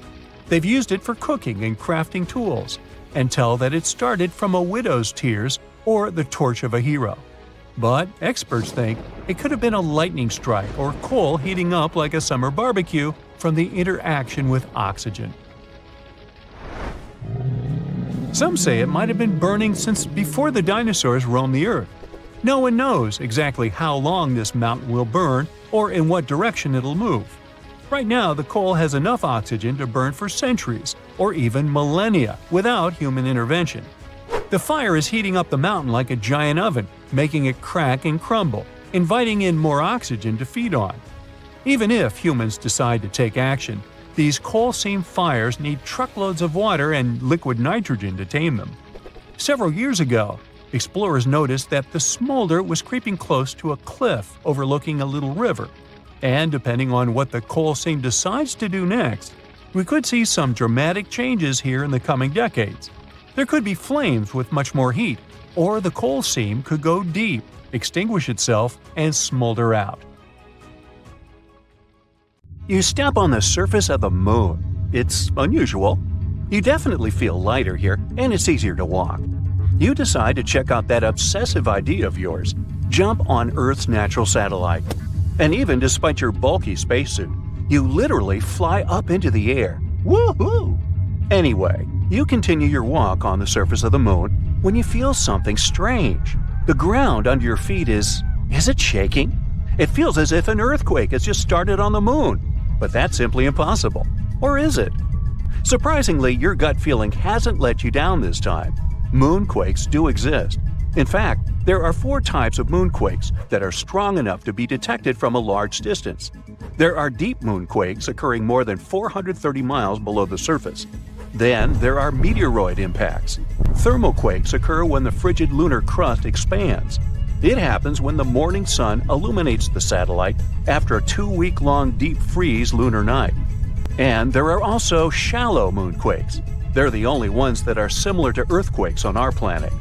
Shallow moonquakes happen 12 to 19 miles below the surface, and they're the most powerful and dangerous. Between 1972 and 1977, the Apollo seismic network recorded 28 such moonquakes, and some of them measured more than 5 on the Richter scale. On Earth, such an earthquake is strong enough to crack plaster and move heavy furniture.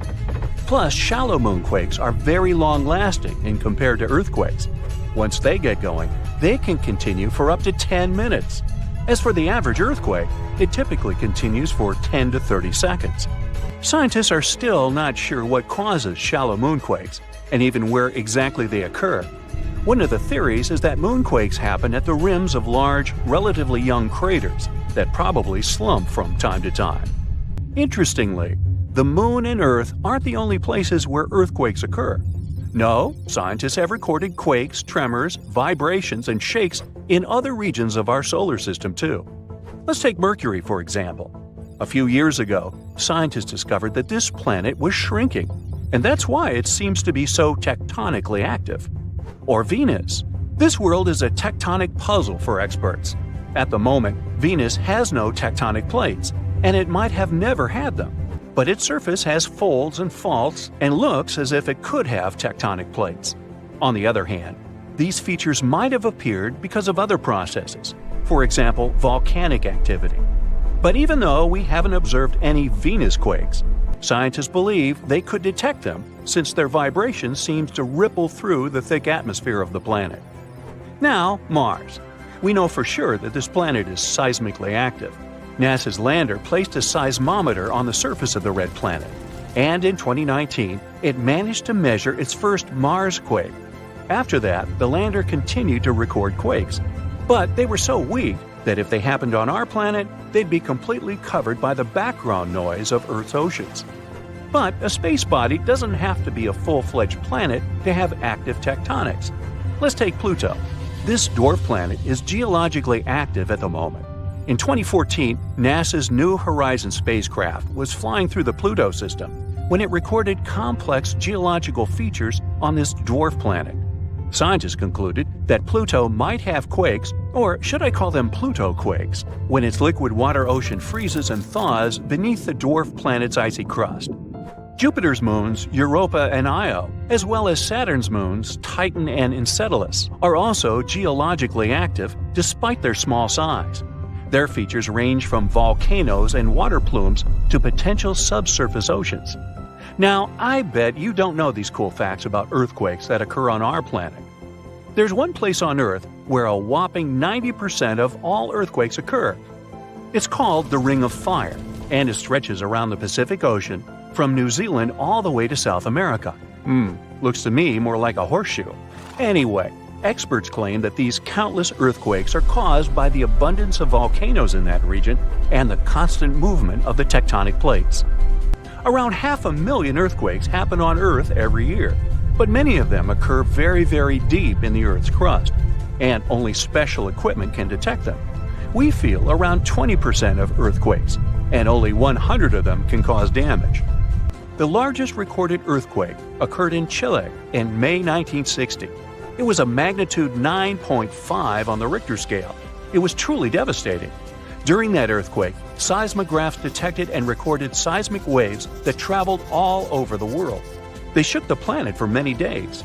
As for the most powerful earthquake that occurred in the U.S., it was 9.2 and happened in Alaska.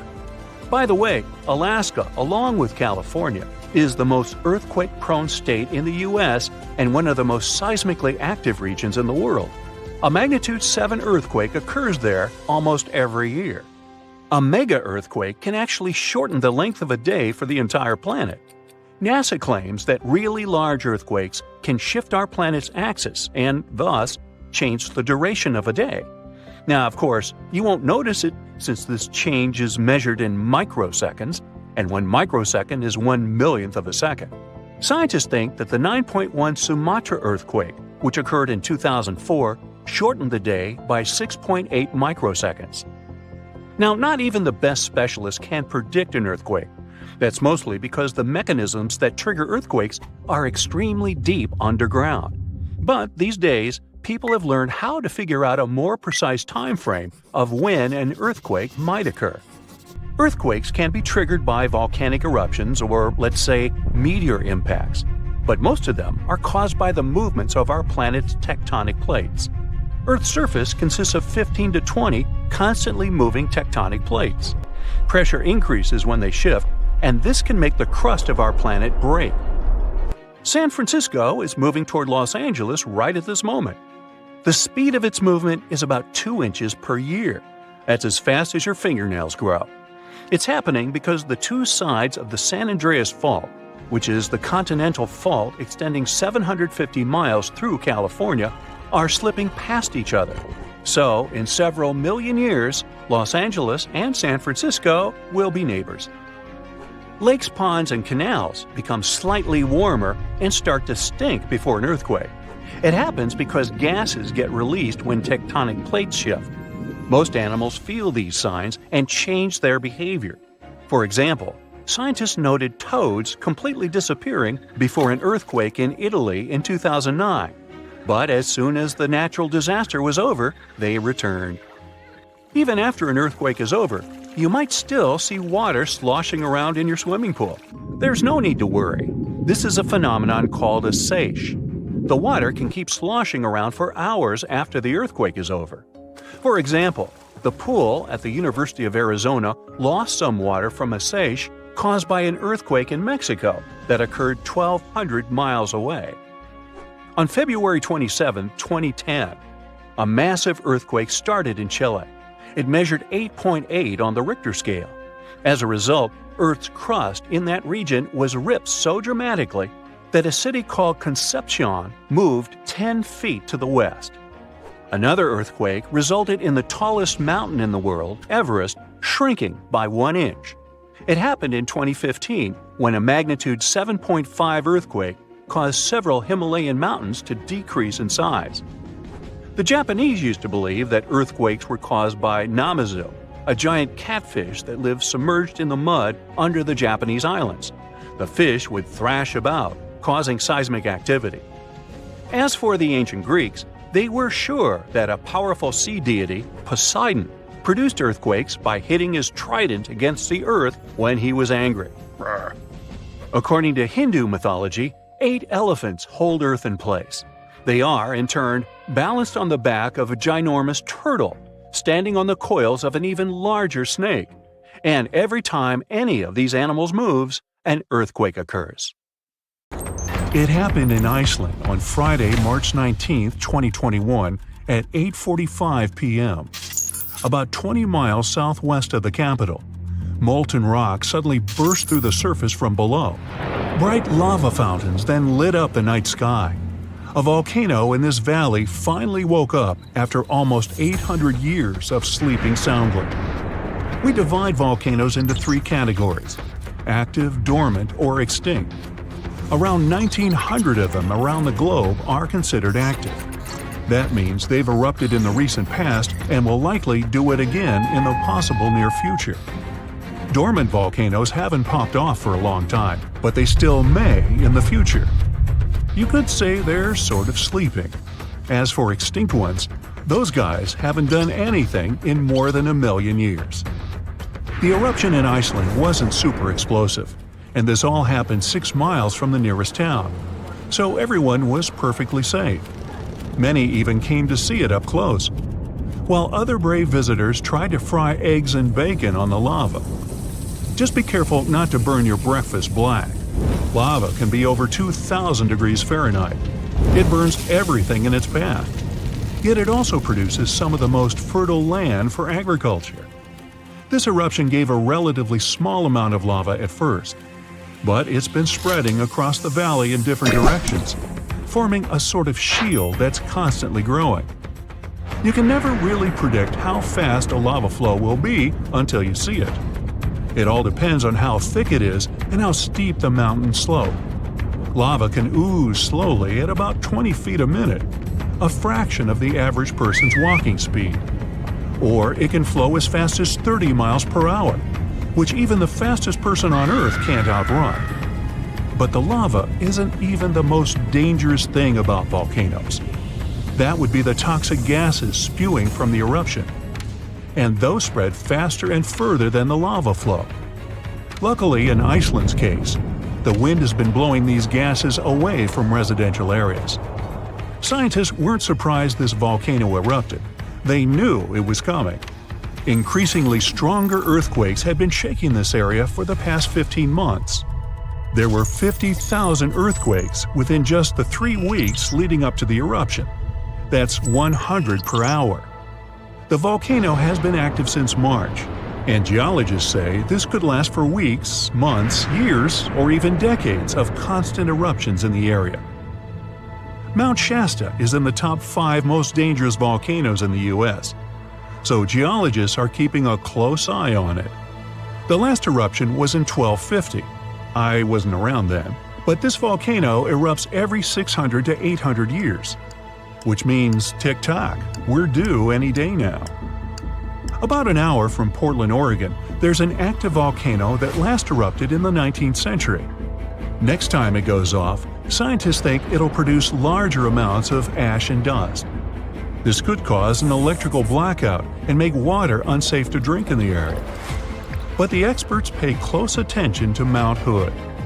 They'll be able to give plenty of warning so people can react in time. Kilauea is one of the most active volcanoes in the world.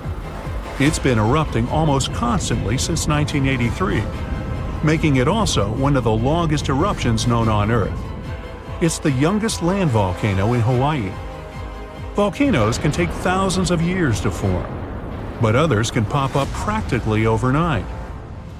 A volcano in Mexico just erupted in an open field in 1943 and started growing from there.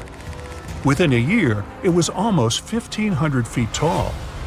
When the eruptions finally stopped 9 years later, the mount had reached a height of over 9,200 feet. Mount Fuji is an iconic symbol of Japan. The last time it erupted was in 1707, and it sent a shower of burning rocks as far as 60 miles away. If a similar eruption happened today, Tokyo would be within that vicinity. Mount Fuji is right on the Ring of Fire, that horseshoe-shaped region in the Pacific Ocean full of active volcanoes and earthquakes. From one end to the other, it's almost 25,000 miles long. It could wrap all the way around the Earth's equator. In January 2020, Taal volcano in the Philippines started spewing lava, sending huge plumes of ash half a mile up into the sky. The eruption even triggered a rare phenomenon, a dirty thunderstorm. That's when the smoke cloud above a volcano produces its own lightning. The chance of volcanic tsunamis was also high. Those are usually caused by tectonic movements that occur because of volcanic activity. Taal has erupted more than 30 times in the last 450 years. This volcano in Ecuador last erupted in 2016. Scientists think it might be showing some early warning signs of magma on the move. This is an active stratovolcano, a specific cone-shaped type with steep sides. They form from sticky lava that doesn't flow that easily. That lava goes around the vent, cooling and piling on itself to form these steep walls. These types are more likely to produce explosive eruptions like the ones we see in movies. Ruapehu is the oldest national park in New Zealand, a volcanic wonderland where you can closely see all those steaming craters, magnificent lakes, and unusual rock formations. It last erupted in 2007 and has had 10 eruptions since the mid-19th century. But eruptions, lava flows, and toxic gases aren't the only danger coming from volcanoes. There's also a thing called lahar, a kind of volcanic mud flow of debris. In between eruptions, snow melts and a lake forms in the caldera. If the last eruption brought mud, ash, and rocks in the lake, it becomes dangerously full. In that case, only a temporary dam holds it back. Indonesia has the biggest number of active volcanoes in the world, including one called Anak Krakatoa. It means child of Krakatoa, and its famous parent isn't far away. A huge tsunami in 2018 partially woke Junior, a scary thought since Senior had one of the most powerful eruptions ever seen on this planet in 1883. Krakatoa's boom was the loudest sound ever heard. People over 2,000 miles away could hear the explosion. The sound wave circled the globe 7 times, and scientists say it's hard to predict this volcano's eruption patterns. Mount Yasur in Vanuatu is one of just a few volcanoes in the world where you can see a lava lake. Tourists even go there to peer over the edge and get a look at the burning, bubbling lake below. Well, except for when the volcanic activity goes to levels 3 and 4 out of 5. That means there are more intense earthquakes, volcanic tremors, or steam, gas, or ash ejections. Then this place is off limits because, duh. This volcano in the DR Congo has the most active and largest lake volcano in the world. And all that lava is unusually fluid, meaning it travels faster and further than the stuff coming out of most volcanoes. It's certainly not amongst the tallest ones, but Ethiopia's Erta Ale is unique in that it has a lava lake almost constantly, which is pretty rare. The locals call it a smoking mountain because its lava lake often causes eruptions. This volcano is near the Danakil Depression, one of the hottest places on our planet. Merupi has been erupting on a regular basis since the mid-16th century. This volcano helps scientists do crucial research on how eruptions work and how they can warn people in time. After it was dormant for a while, this volcano in central Mexico sprang back to life in 1994. Ever since then, it's been producing huge mud flows and strong explosions in unpredictable intervals. In the past, enormous eruptions coming from this giant buried entire cities in pyramids.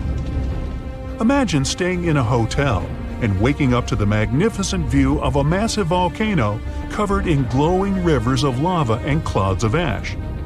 When it lets off heat, visitors to this area in Guatemala take a chance to roast some marshmallows there. One of the most active volcanoes on Earth is on a small island north of Sicily. Stromboli has regular explosions, together with glowing lava coming from vents inside the crater.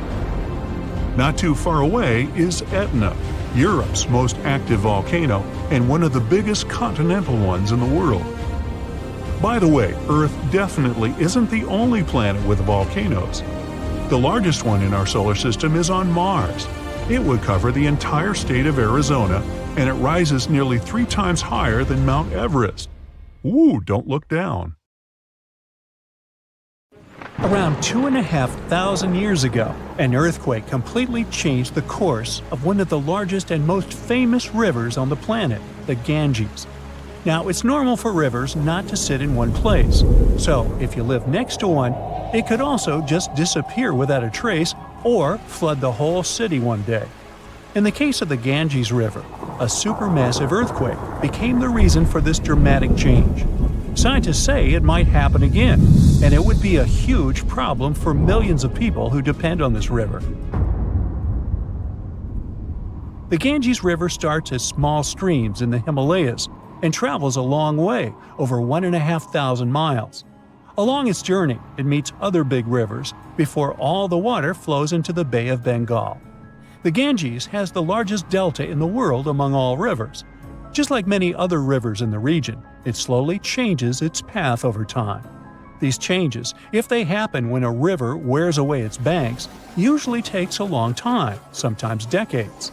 Scientists have discovered that the Ganges-Brahmaputra river system has shifted several times over the last 6,000 years. When they looked at satellite images of the Ganges Delta, they noticed something interesting. There was a crescent-shaped dip in the ground about 28 miles away from where the river is flowing now. This depression was over 1 mile wide and stretched for many miles. They thought it might have been an old main channel of the Ganges River a long time ago. In 2018, the team decided to visit the area to check it out for themselves and take samples to learn more about it. While driving back home, they noticed a pit where someone was digging dirt to create a pond. The next day, they planned to fill it with water, but the researchers spotted something strange in the dirt. There were vertical bands of light-colored sand mixed into the darker mud. These special layers are clues from the past. They show that an ancient earthquake made sand and water shoot up from below the ground and created sand volcanoes that were trapped in time. The scientists studied the sand and mud and figured out that these earthquakes happened around 2,500 years ago and were strong, with magnitudes of 7 to 8. The epicenter was over 110 miles away from the main stem of the river, but it was powerful enough to displace it. It could have affected around 140 million people. The Ganges-Brahmaputra system is close to spots where Earth's tectonic plates meet, so earthquakes happen here often. There's no danger right now, but scientists think that another massive earthquake could happen in the next few hundred or thousand years. It could threaten up to 170 million people. That's about half the population of the U.S. No one can predict exactly when an earthquake will happen or how strong it will be. Learning how earthquakes in the past moved rivers helps scientists figure out patterns and make guesses about similar events in the future. This knowledge could help us prepare better and create safety plans before another big earthquake strikes. Now, the Ganges isn't the only river at risk. The Yellow River, the Irrawaddy River, and rivers in the United States, like the Klamath and San Joaquin, all face similar dangers. The mighty Mississippi River has also switched its path many times over the last 7,000 years. Right now, there's a huge system of dams and barriers called a control structure in central Louisiana. This structure's job is to stop the Mississippi from spilling over its banks and joining a nearby river. But scientists think that, in theory, these barriers wouldn't handle mega floods. So, the Mississippi could break free and change its course again. This would cause massive problems, especially in southern Louisiana. One of the recent examples when a river changing its course caused disaster was the Kosi River in India. In August 2008, over just a few days, the river's path shifted by almost 60 miles, which is a huge change. Floods happen in some parts of the state rather often, but they hadn't seen such strong ones in over 50 years. They affected around 1,000 villages and 3 million people, and about 1 million people had to be evacuated to safety. Since many of these people hadn't faced floods in so long, they weren't ready to handle it quickly. It caused even more damage to their homes and lives. Scientists have been trying for decades to figure out what exactly makes rivers suddenly change their course. A new study explains that two things work together to make a river to do it. This process is called avulsion. First, there's the setup, which is like building up tension before something big happens. Over time, sediment, sand, dirt, and other stuff carried by the river gets deposited in certain places. It either raises the river above the land around it, or makes a nearby slope steeper than the river's current path. Then there's the trigger, which is like the final straw that makes everything happen. This trigger could be a big flood, an earthquake, or even something like a pile of logs blocking the water. Now, researchers looked at satellite images of about 170 cases of avulsion from the past 50 years. They noticed these events happen most often near river mouths and near mountains. Rivers were about 3 times more likely to change course in these places than in the areas between them. They also studied 58 river channels in detail, using super clear maps to measure super elevation. That's how high the river is compared to the land around it. They also measured slope advantage. That's how steep a new path might be compared to the river's current one. They found that near mountains, rivers often pile up so much sediment that they become super elevated and spill over. But near river mouths, like in deltas, rivers need a steep slope advantage to break through the mud and form a new path. These two factors work together like a seesaw. If one is stronger, the other doesn't need to be as strong for an avulsion to happen. To figure out where a river might go if it changes course, the researchers created a smart computer algorithm. This tool uses maps to measure the terrain steepness and the river's flow to predict where the river might move. They tested it on 10 past avulsions, and it correctly guessed the path every single time. Scientists hope they could use these findings to protect people living near rivers from sudden floods. Rivers changing course played a big role in creating one of the first organized administration systems in the world. Scientists found clues for this in the territory of ancient Mesopotamia. This name means the land between two rivers, and it was between the rivers Tigris and the Euphrates. People living there relied on these rivers for water, food, and transportation. Scientists wanted to figure out how these sudden changes in these rivers affected ancient people. To do this, they used 2 kinds of maps. The archaeological maps show how ancient cities grew over time, including what types of buildings people built. Certain buildings, like big palaces or city walls, could show when each city first had an organized administration. The second kind of map showed where the Tigris and Euphrates rivers flowed long ago. They often shifted, sometimes slowly, and sometimes very quickly and dramatically. Around the year 5000 BCE, Mesopotamia started to become drier and farming became harder. Farmers had to grow their crops near rivers, where they could use the natural floods to water their fields or dig little channels to bring river water to their plants. Because farming was so important, towns and cities grew near the rivers too, so people could stay close to their food. But when a river suddenly changed its course, people didn't give up. They worked together to dig long canals to bring water from the new river path back to their fields. The canals helped them get water again, and the administration buildings showed they were organizing as a community to solve big problems together.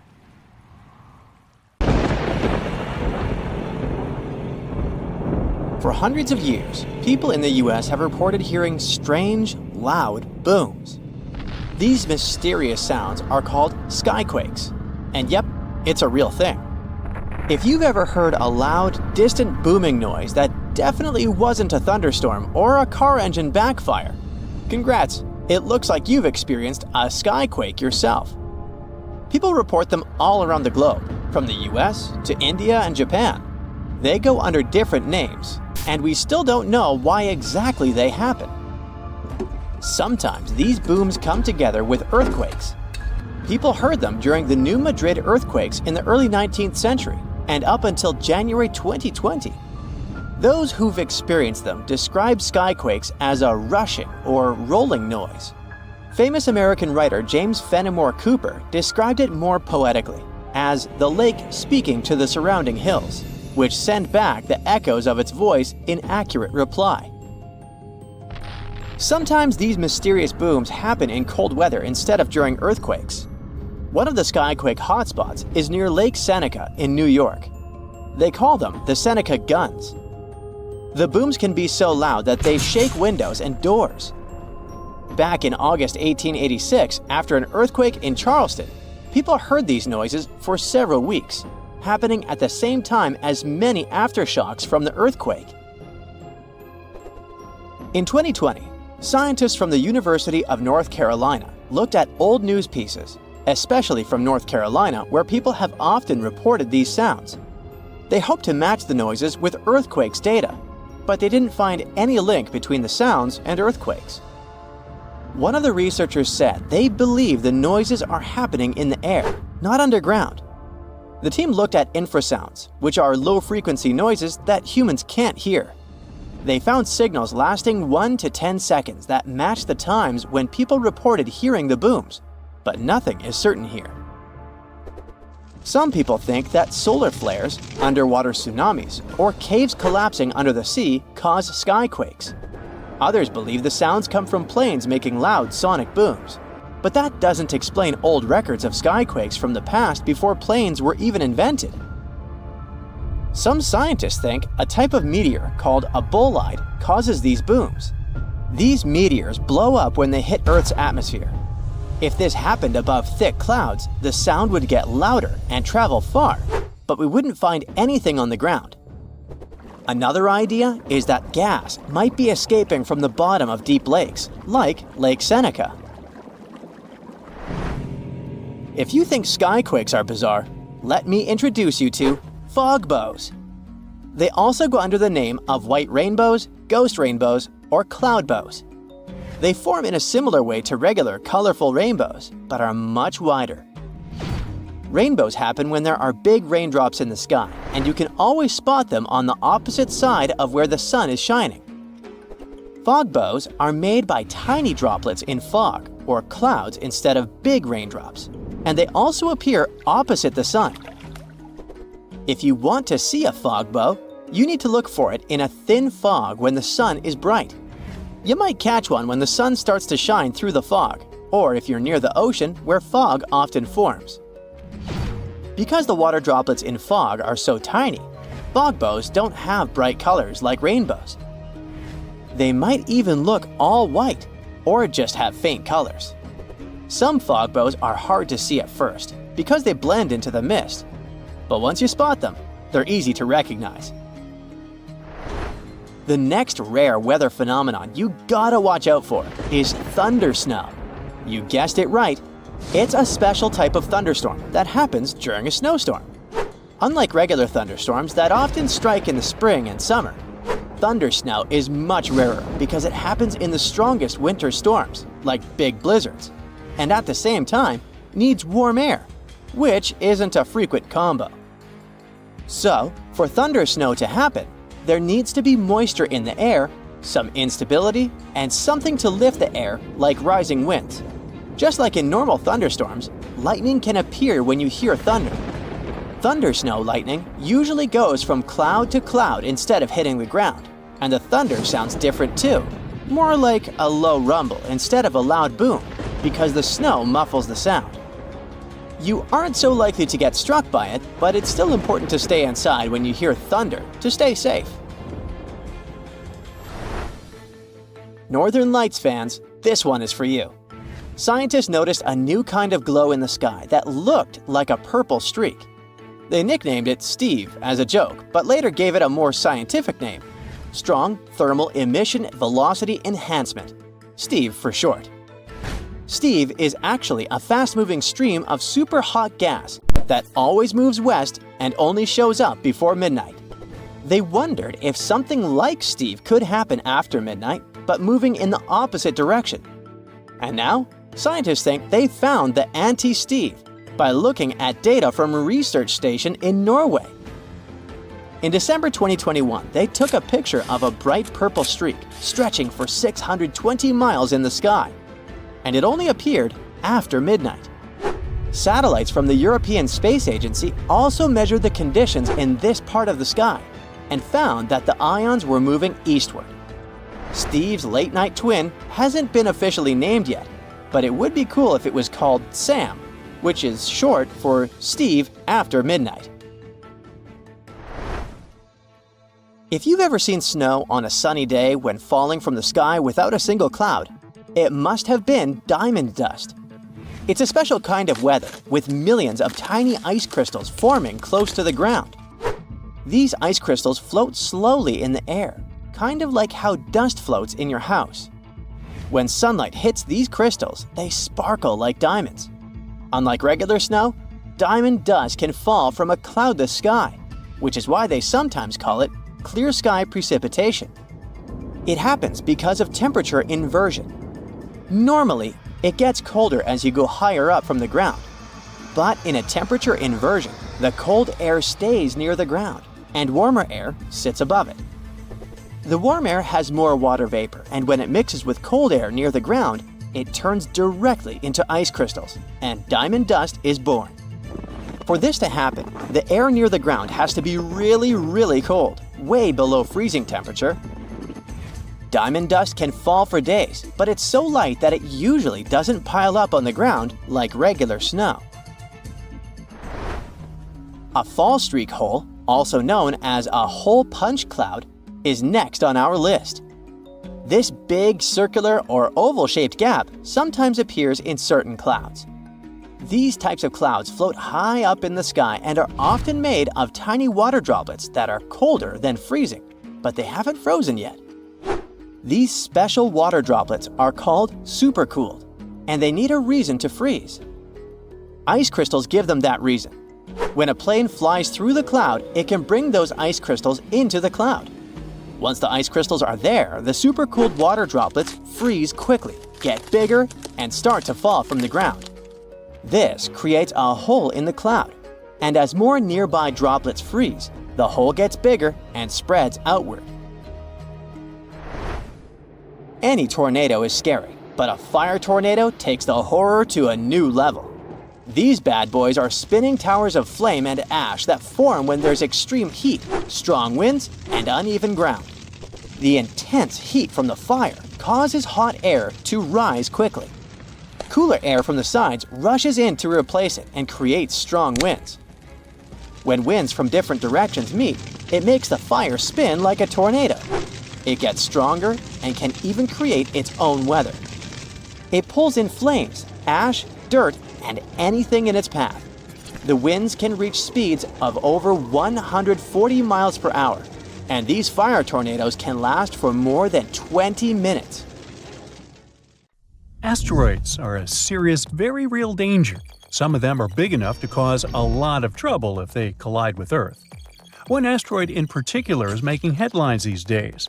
A new study has revealed there's a small chance it could hit our planet during its close flyby in 2029. But the question is unusual. Will the asteroid survive this encounter? Apophis, which got its name from Apep, the Egyptian deity of chaos and disorder, has become one of the most infamous asteroids. Discovered in 2004, this space object is about 1,100 feet wide. It's about the height of the Eiffel Tower in Paris. Because of its size and the close flyby predicted for 2029, astronomers classify Apophis as a potentially hazardous object. Those are asteroids and other space objects that pass close to Earth and are big enough that we really need to pay attention to them. Right now, scientists say the chances of a collision are slim, less than 1 in a billion. So, at the moment, we can probably claim that Earth is out of danger. But the same can't be said about the asteroid itself. When Apophis passes close to Earth in 2029, our planet's gravity is likely to shake it so violently that it may experience something like an earthquake, a cosmic asteroid quake, if you will. The stress from this gravitational force will probably cause parts of the asteroid's surface to crack off and fly into space. And even though this might not be a full-blown disaster, and the asteroid won't fall apart completely, it's very likely to lose some material during the flyby. Some of this debris might just stick around in orbit, while other bits could fly off into deep space. Over time, this catastrophe could affect Apophis's rotation, causing it to spin differently or tilt in a way it hasn't before. And this is a phenomenon scientists are really interested in, because it could teach us a lot about how asteroids react when powerful gravity is pulling on them. Now, let's get back to Earth. Well, we haven't left. Anyway, even though the asteroid isn't big enough to wipe out the planet like the asteroid that destroyed the dinosaurs, it's large enough to cause serious damage to a large city if it ever collided with Earth. It could mess with the climate all over the planet, too. At the moment, it looks like the space rock will sail past Earth at a distance of around 20,000 miles. It's still worryingly close, but far enough to avoid a collision. To put it in perspective, that's less than a tenth of the distance between Earth and the Moon. So while Apophis likely won't hit us, this flyby could still cause problems for some of the satellites orbiting Earth. They will be much closer to Apophis than we are. The key point is that we can't rule out a risk of a collision in a few more years. As Apophis gets closer, astronomers will keep a very close eye on its trajectory to make sure it doesn't veer off course due to the influence of Earth's gravity. In fact, this gravitational pull could actually cause some serious changes to the asteroid itself. Now, even though Apophis is not likely to cause a global disaster if it were to hit Earth, the consequences would still be pretty severe. The impact could destroy an entire city, and the resulting climate changes could mess with food production for years. It wouldn't be an extinction-level event, but it would still be a huge deal. Now, Apophis is not the only asteroid we need to worry about. Scientists are constantly on the lookout for other asteroids that could potentially cause harm to our planet. Thanks to new technology, astronomers can now track dangerous space rocks from way farther out in space. One cool new method they're using involves studying meteor showers. These showers are actually caused by long-period comets that have been orbiting the Sun for hundreds or even thousands of years. As these comets pass by, they leave a trail of dust and debris, which can end up creating meteor showers when Earth passes through them. Scientists analyze the properties of meteor showers, like their speed, direction, and where they come from. This can help them trace the particles back to their parent comet or asteroid. It's actually a big deal, because it means we might be able to spot potentially hazardous asteroids long before they get close to Earth. The upcoming Legacy Survey of Space and Time project, which is being run out of the Vera Rubin Observatory in Chile, is going to help astronomers track these space rocks from even farther away. Astronomers are going to create a detailed map of the sky and the regions where meteor showers are most likely to occur. It'll help them predict which asteroids might become a problem for Earth in the future, giving us plenty of time to prepare or come up with a plan. But even now, there are many space rocks that can potentially cause a lot of trouble to our planet. Let's look at some of them. Here's the asteroid Bennu. Astronomers discovered it in 1999. This carbon-rich rock is about 1,600 feet across. It's the height of the Shanghai World Financial Center. Didn't you know that? At the moment, this asteroid is the greatest threat to Earth that we're aware of. But don't panic yet. The collision won't happen for a long time. In fact, scientists calculate a 0.037% chance, which is about 1 in 2,700, of Bennu striking Earth on September 24, 2182. I won't be around then. If Bennu does hit our planet, the impact would release so much energy that it would be enough to cause massive destruction in a large region. But luckily, it wouldn't wipe out the entire planet. Still, if Bennu hit a city, the consequences could be catastrophic. NASA's OSIRIS-REx spacecraft has recently visited Bennu and returned with samples, so scientists are learning more about this asteroid all the time. The next asteroid is another one to keep an eye on. It was first discovered in 1950, but wasn't seen again until 2000. Right now, scientists say there's a very slim chance, 1 in 34,500, that it could hit Earth on March 16, 2880, 800 years into the future. So, am I worried? Nah. If it did strike, it would release so much energy it could lead to a global catastrophe, potentially wiping out humanity. Or not. Our next asteroid has been discovered only recently. It was spotted in October 2023. It has a very low chance of striking Earth on October 10, 2119. Man, they got it down to the day? Now, if it were to collide with our planet, the impact would release a lot of energy, which would have a devastating effect for large areas. So, while the arrival of this asteroid is a long shot, this asteroid is still worth keeping an eye on. Now, this asteroid is known as a lost asteroid because it hasn't been seen since 2007. No wonder, it has a very uncertain orbit, and we can't predict its movements.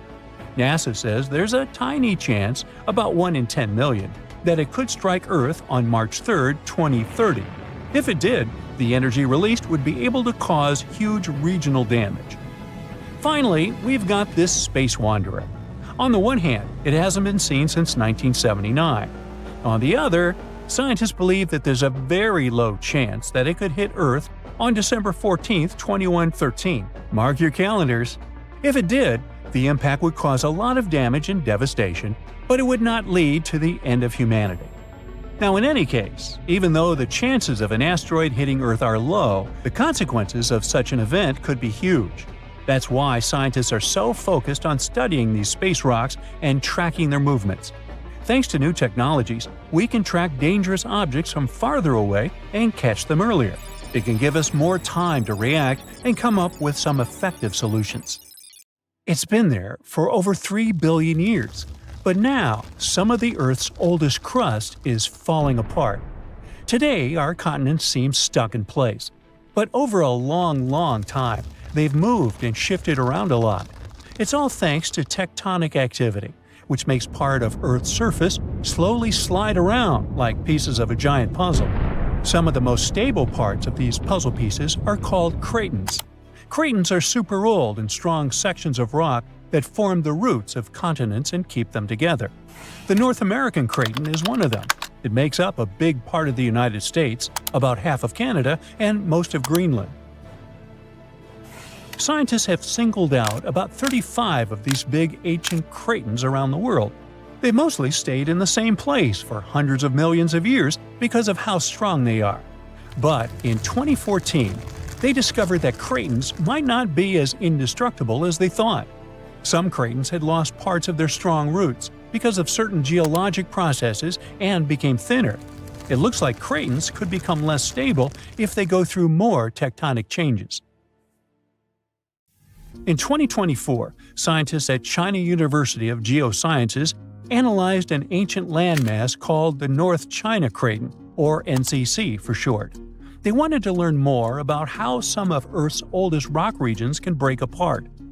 This process of cratons disintegrating is called decratonization. The NCC is so interesting to study because it has 3 main parts: the Western Bloc, the Eastern Bloc, and the Trans-North China Orogen, a zone that lies between the 2 blocks. Scientists found that during the Mesozoic era, the Eastern Bloc lost its deep ancient roots because of the strong Earth movements called tectonomagmatic events. So scientists wanted to see exactly how the processes in the mantle and the movements of Earth's plates led to the breaking down of the NCC. They created 4D models showing how the NCC's shape changed over time, including its surface shape, how its layers stretched, and the way earthquake waves moved through it. They found that a section of the tectonic plate slid beneath the craton and then began to roll back. This rolling and stretching made the strong rock thin out and eventually lose stability. All this started around 200 million years ago, back during the Jurassic period, when dinosaurs were rocking the world. The North China Craton isn't the only place where this decratonization process can happen. Other cratons, like those in North America, South America, and China's Yangtze region, may have gone through similar changes. Scientists say this shows how the continents on Earth have slowly changed and evolved over billions of years. And it looks like, when it comes to geology, there's no place that is 100% safe from changes, but it's no cause for alarm. You don't notice this, but our planet never stops moving and is perfectly normal. But sometimes, this movement still brings dramatic changes. In 2017, scientists made an official announcement that Zealandia can be called a new continent. The continental shelves of this mysterious continent are lying at a depth of around 3,280 feet below sea level. The nearest oceanic crust dives even deeper, at 9,800 feet below that. Geologists have gone deep down to collect rocks from the ocean floor. They've found that, unlike the nearby oceanic crust, which is made up of fresh basaltic rocks, the crust around New Zealand is a mix of ancient granite, limestone, and sandstone. All this screams continental crust. Plus, scientists have discovered a narrow strip of oceanic crust that separates Australia from the hidden land of Zealandia. It means these two are separate continents. 85 million years ago, Zealandia decided to break free from the supercontinent Gondwana. Millions of years later, the mighty Pacific Plate, the heavyweight champion of tectonic plates, decided to take a dive beneath Zealandia's continental crust. And that's how the root of Zealandia, that connection to its continental crust, broke off and went into the depths below. And that's not all the tectonic news from this part of the world. 120 million years ago, Australia and Antarctica were a single piece of land. They went their separate ways, but Antarctica didn't leave empty-handed. Today, there's an oceanic plateau in the Indian Ocean. Long ago, it was connected to another lost continent, the Kerguelen microcontinent. Scientists believe that it made a land bridge between India and Antarctica. To find out what it was like, we can look at a tiny archipelago in the southern Indian Ocean. These islands are all that is left of the ancient landmass. They have a cold climate and feature glaciers because they're so close to Antarctica. But in the past, the weather here must have been temperate with plenty of rainfall. The animals and plants would have been similar to those that live in tropical regions today. Another lost and found continent isn't hiding in the ocean, but under Europe. It's called Greater Adria, and it collided with Europe and started to sink under it around 100 million years ago. Today it lies beneath Italy, Greece, and the Balkans. Its size and even shape match that of Greenland, the world's largest island. Greater Adria is no longer visible, but it left some clues. Part of it was embedded in the Alps. The other chunks are part of present-day Italy and Croatia, on the other side of the Adriatic Sea. Limestone rocks from the former continent started to change once they were under the European landmass. Great heat and pressure spread over tens of millions of years changed their structure. And that's when the limestone left the chat and the marble took its place. Greater Adria wasn't a solid piece of land like the big continent we see today, but more like a giant shallow shelf underwater. Over time, sand, mud, and other stuff settled on this shelf and slowly turned into rock. Greater Adria might have been a little like Zealandia or the Florida Keys, a chain of small islands sitting in a shallow sea.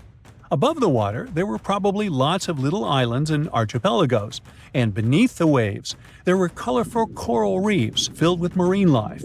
If you lived back then and had a scuba tank, it would have been an amazing place to dive and explore. So, with all the things going on with the cratons, who knows? We could see a new continent in the future. Plus, studying the Earth's crust even deeper can change history as we know it.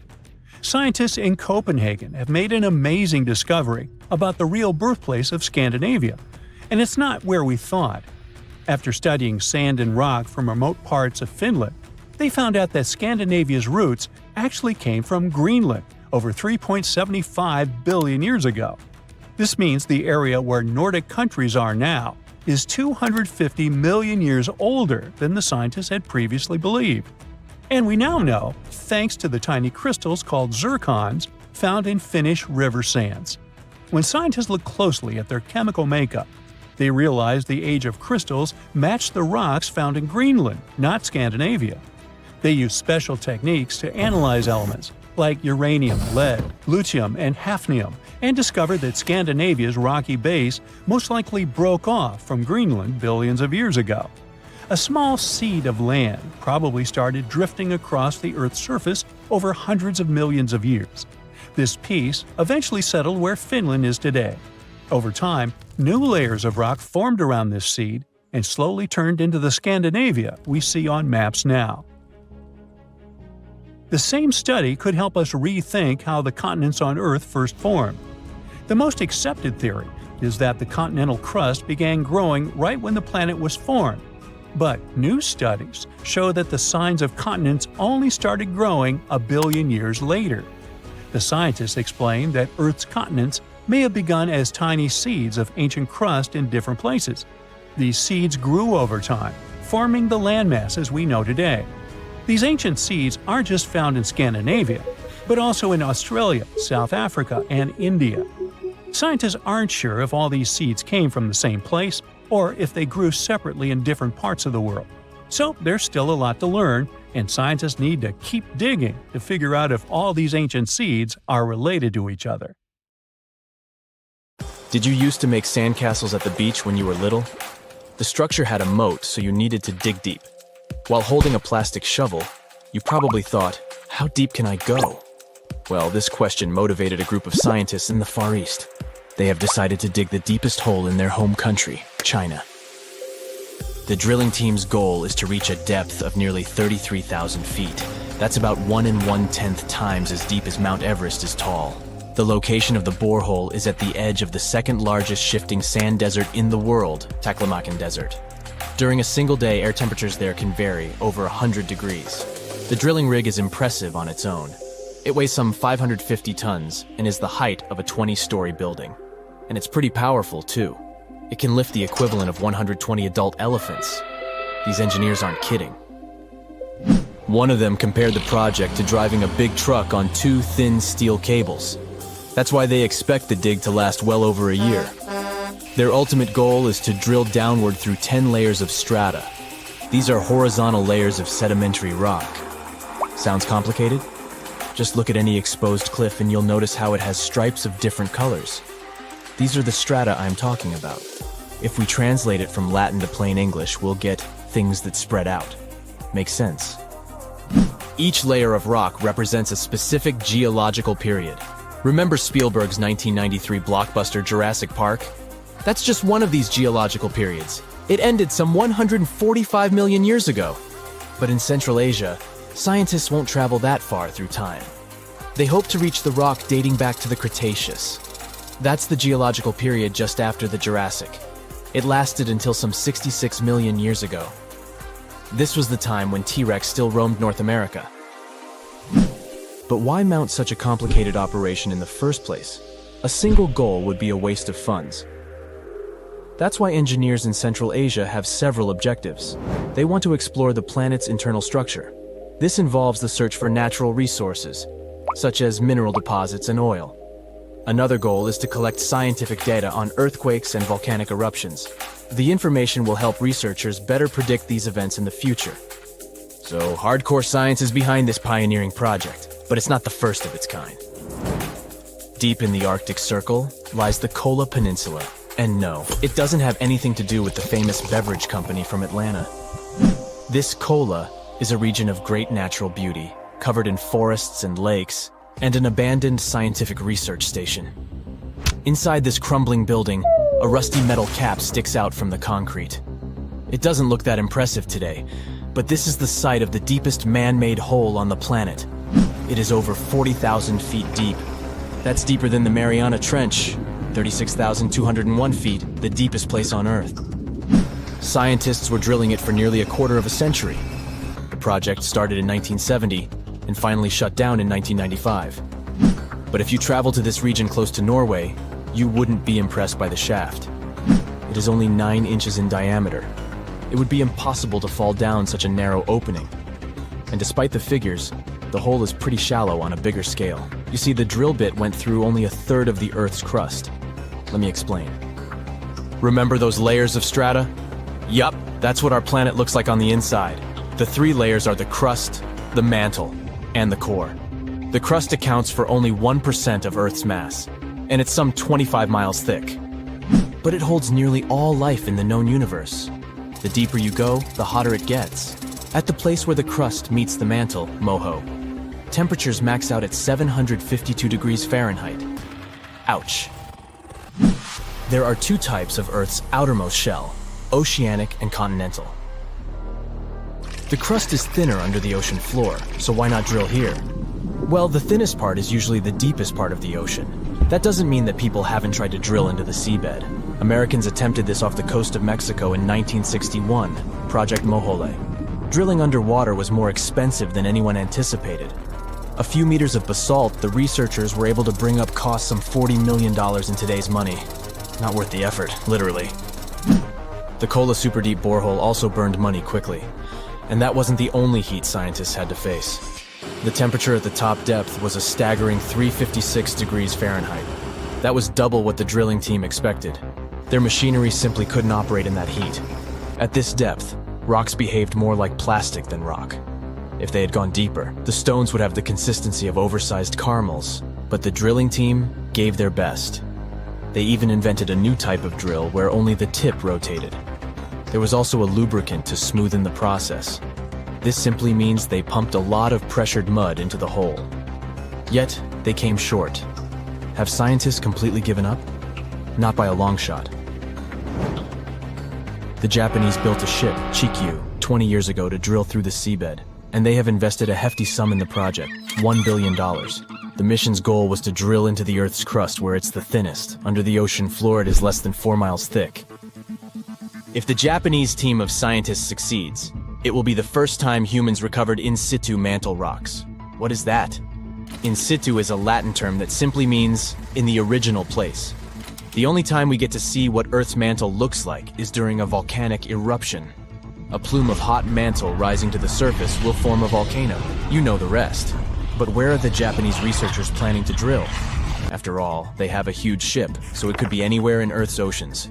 They've narrowed it down to 3 locations: Costa Rica, Hawaii, or Baja. In cartoons, characters often dig up a hole and end up in another country. The idea is that since our blue planet is round and you dig straight down, you'll end up on the other side of the world. Sounds interesting, but this theory has no grounding in truth, pun intended. Science knows more about outer space than about what's underneath our feet. And digging won't get us far. The temperature at our planet's inner core exceeds 10,000 degrees Fahrenheit. The best heat-resistant materials humankind has developed, tantalum carbide and hafnium carbide, can withstand around 7,000 degrees Fahrenheit. Good enough for building spacecraft, but not good enough for traveling to the center of our planet. But will Jules Verne's famous novel, Journey to the Center of the Earth, ever become a reality? For now, we can only imagine. The vessel that would take someone to the center of the Earth would first have to have great insulation. Then it would have to withstand a pressure 4,000 times stronger than at sea level. Let's talk about the finances. The cost of this imaginary mission would be astronomical. The good news is that you could pay it off with what you find underground. At a certain depth, 93 miles, you'll stumble upon diamonds. They form when all that heat and pressure alter the structure of carbon atoms. The final leg of the journey would take you through the Earth's core. The temperature here is the same as on the surface of the sun. And you'd be traveling through molten iron and nickel. But that's not the weirdest fact. The outer core has low gravity. The mass of our planet would be behind you. So the gravitational force would actually pull your vessel backward. Future travelers to the center of the Earth better have a supercharge button. That would be the only way to reach the planet's inner core.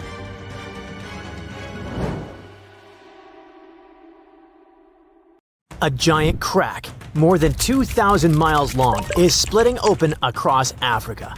Roads, houses, even schools are getting torn apart. Now, scientists think they've finally figured out what's causing it. An enormous column of scorching hot rock called superplume, rising from deep inside the Earth. And it's slowly pushing the land apart inch by inch. This isn't a small shift, though. The continent is breaking in two, and the clue to what's going on could be hidden thousands of miles away in Hawaii. And why does the United States suddenly have a role in all of this? Hang on, we'll get there. First, it's important to know this isn't new information. Africa has been slowly splitting for about 25 million years. This is happening in a region called the East African Rift System. It stretches thousands of miles from Ethiopia down to Mozambique and is the largest active continental rift system on the planet. And by that, I mean places where the Earth's crust is being stretched and pulled apart, causing faults, earthquakes, and volcanic eruptions. Scary stuff to say the least. Back in 2018, for example, a massive crack appeared near a small town just west of Kenya's capital, Nairobi. In some spots, it was about 65 feet wide. That's almost the length of 2 school buses parked one after the other. The whole thing was terrifying. It happened fast and left a trail of destruction. Roads were cut off, farms torn apart. People were on edge as the ground opened up beneath their feet. And I mean that quite literally. One man watched the crack rip straight through his home. He barely had time to grab a few of his belongings before his entire house collapsed. Sounds terrifying, right? Since it happened in the East African Rift region, panic spread fast. The media was all over it, claiming it was proof that Africa is splitting apart. People standing near the crack thought, oh boy, it's already happening. And many still believe that today. But that's not actually the case. At least not with that particular crack. Because after the initial panic, videos and photos of it revealed clues that it wasn't related to tectonic plate movement. First clue, the two sides of the crack didn't match. Like trying to fit the wrong puzzle pieces together. They simply didn't line up. Second clue, the gap wasn't one continuous line. There was some kind of soiled bridges in between. All this showed it was sudden erosion. I mean, some specialists believe the crack had once been filled with volcanic ash from nearby Mount Longonot. But then the region was hit with heavy rains. When water soaked through the soil, it washed the ash away, leaving the gap exposed. Problem solved. Even after the truth came out, it was too late. This event brought the whole Africa is splitting talk back. And here's the thing. Even though that crack had nothing to do with it, make no mistake, Africa is breaking apart. That's because the continent sits between 2 tectonic plates, the Somali plate in the east and the Nubian plate in the west.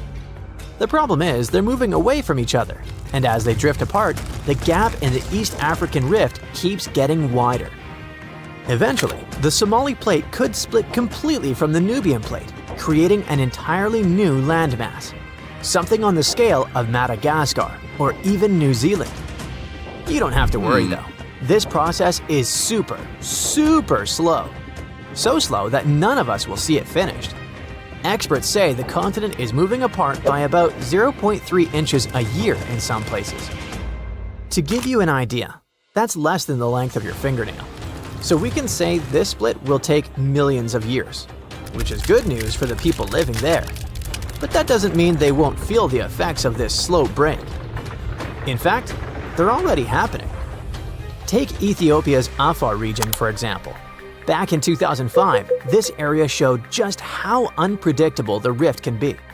In a short period, 420 earthquakes hit the area, opening up a massive fissure. What usually takes centuries happened in just a few days, completely challenging what scientists thought they knew about the speed of geological changes. Back then, the crack stretched for more than 35 miles, and life around it is still far from easy.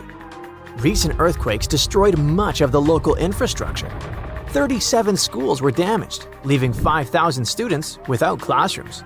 And that was just one part of the damage.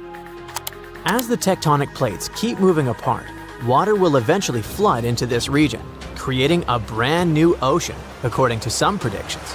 Countries like Zambia and Uganda, which are landlocked today, could one day have a coastline. That could be great news for them, as it might open up new trade routes and completely reshape their economies. Don't get too excited though. We won't be diving into the waters of this sixth ocean anytime soon. The splitting process will take another 5 to 10 million years. But it's tough to say exactly when, since big seismic events, like earthquakes, could make it all happen faster. So here's what we know. The Somali Plate and the Nubian Plate are in the middle of a dramatic tectonic breakup, slowly moving apart. Africa is breaking in two. Earth will probably gain a new ocean because of it. But until recently, we didn't know exactly what was triggering all of this.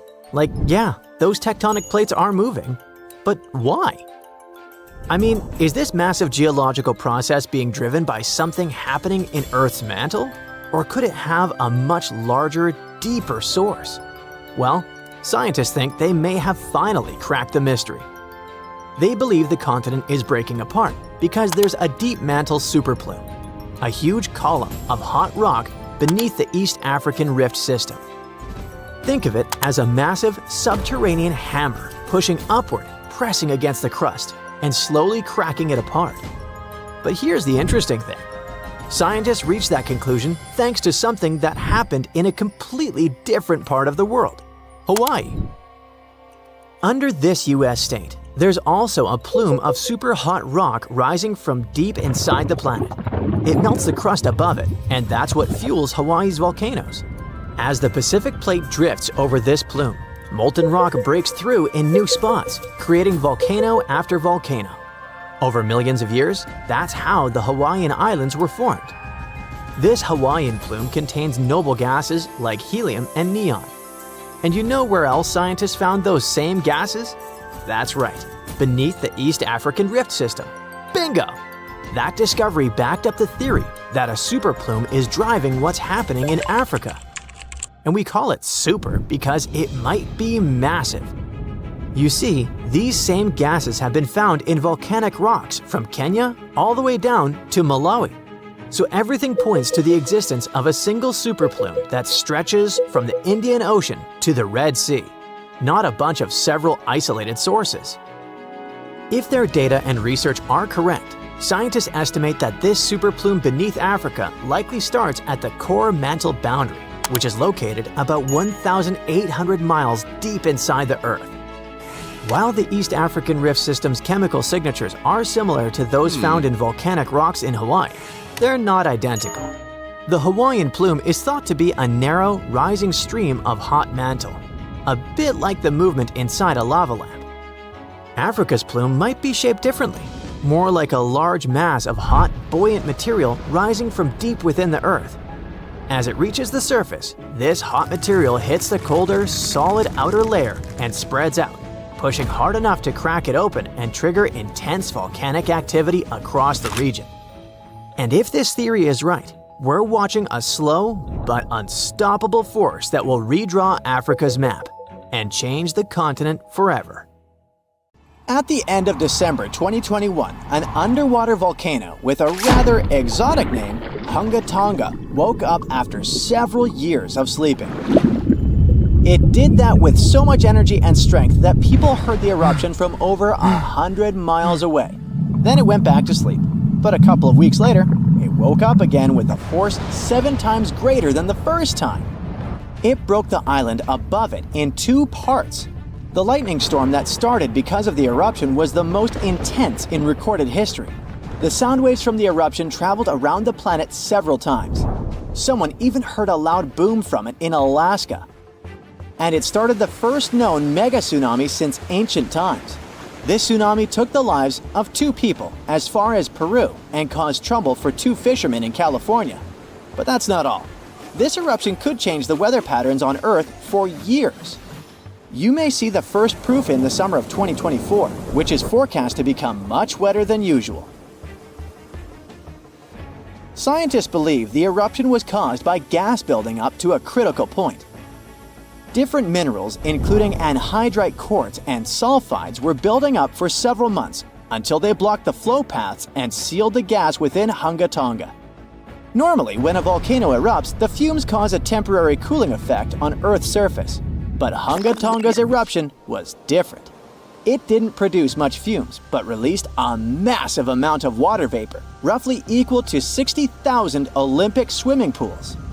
The intense heat of the eruption turned huge amounts of seawater into steam, which then blasted high into the atmosphere. All that water vapor ended up in the stratosphere, a layer of the atmosphere that's too dry to form clouds or rain.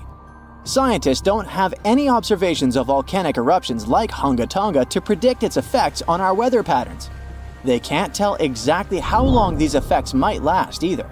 This is because the only way to measure stratospheric water vapor is with satellites, which have only been around since 1979, and there hasn't been an eruption similar to Hunga Tonga in that time.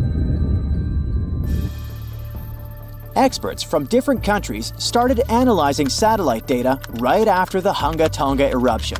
They wanted to find out how long water vapor would stay in the stratosphere, where it would go, and, most importantly, what this would mean for the planet.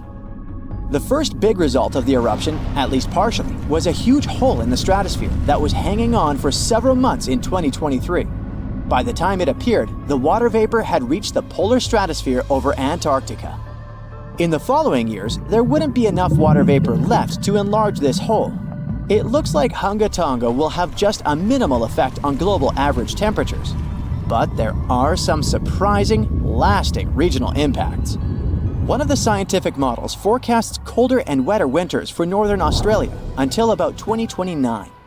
In North America, it predicts warmer winters, and Scandinavia could have even colder winters. This is just one study though, and one approach to understanding how the eruption of Hunga Tonga can change our weather.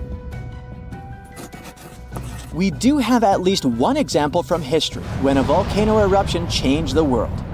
Over 2 centuries ago, in 1815, Mount Tambora erupted and caused the year without a summer. In the following year, the winter was unusually cold and wet weather across Europe and North America.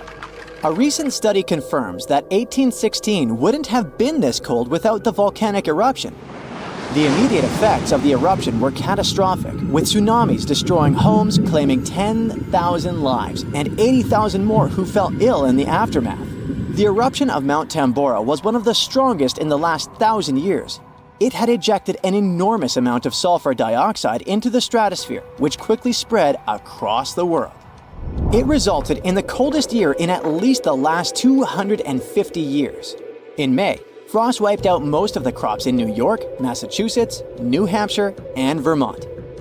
By June, heavy snow covered the ground in Albany, New York, and Dennisville, Maine, and New Jersey had 5 straight nights of frost.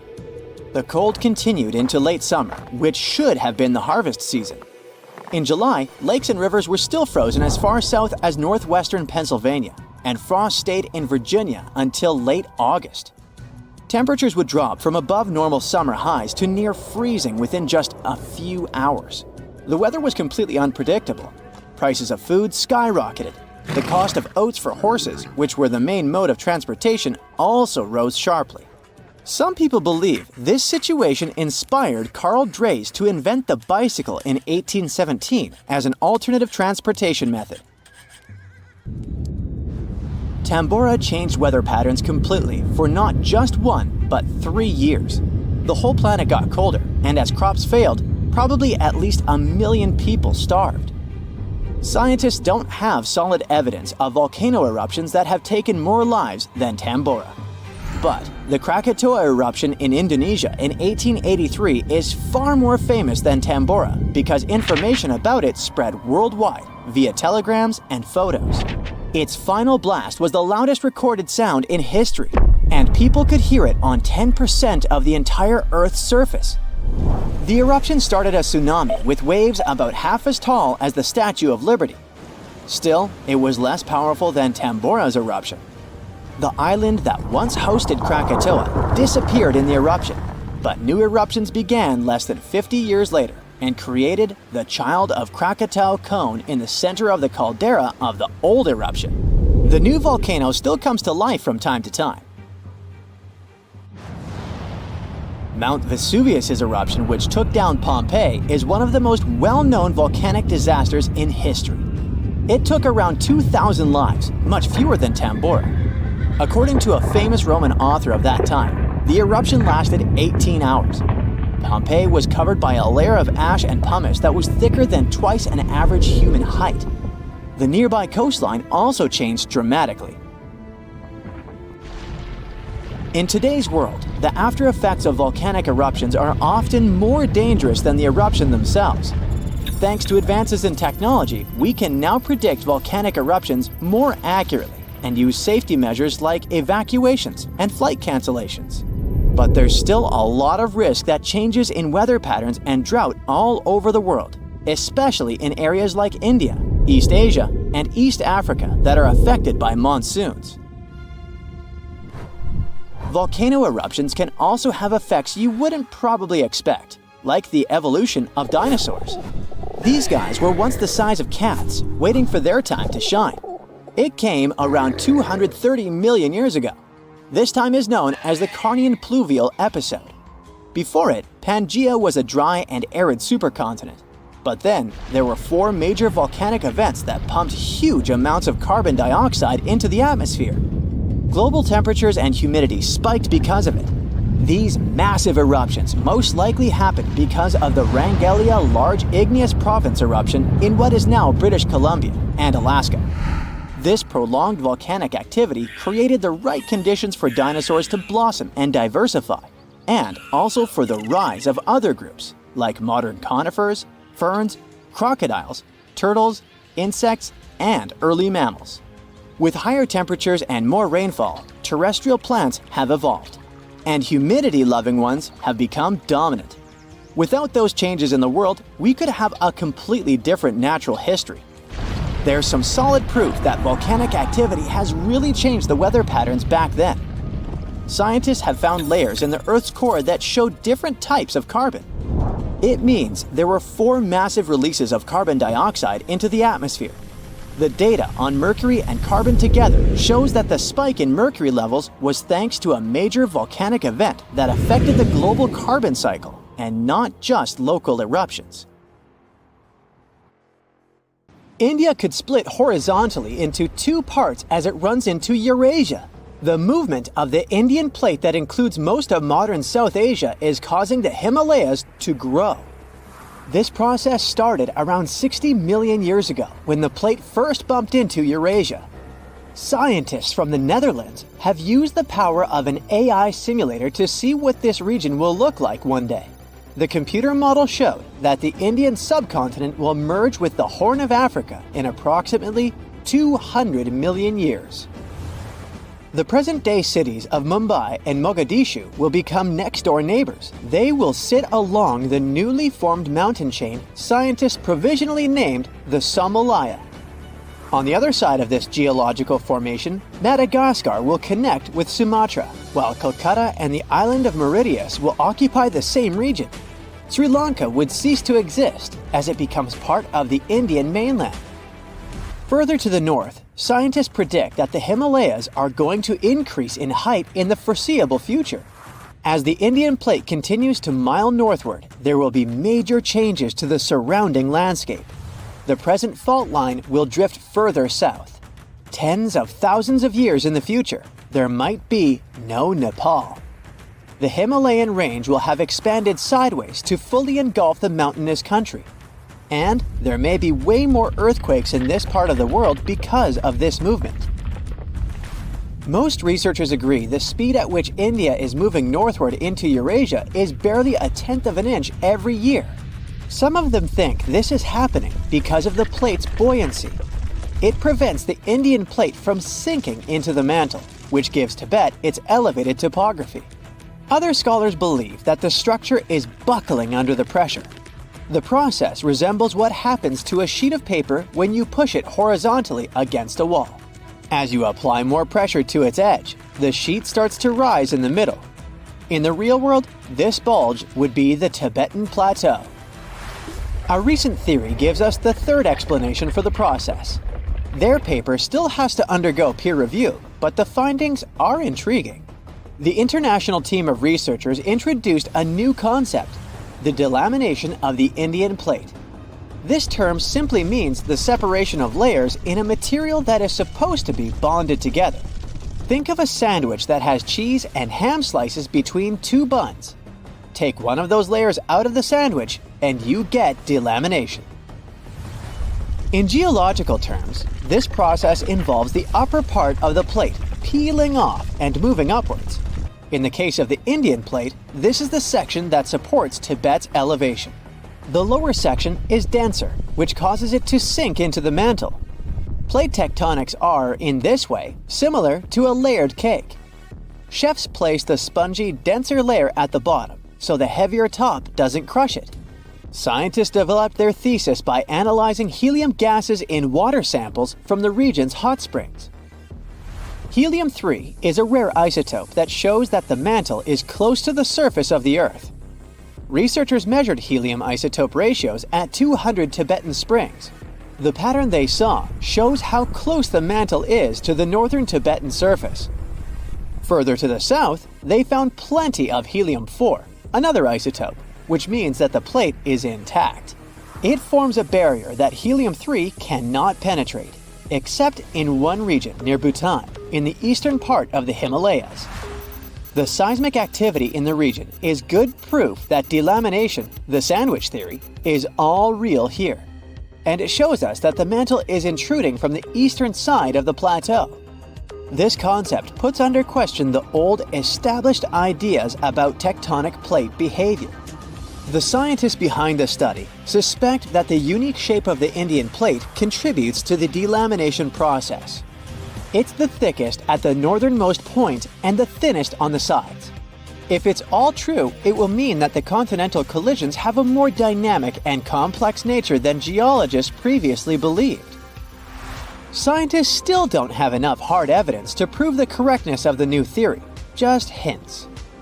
Drilling to depths of over 60 miles is mechanically impossible right now.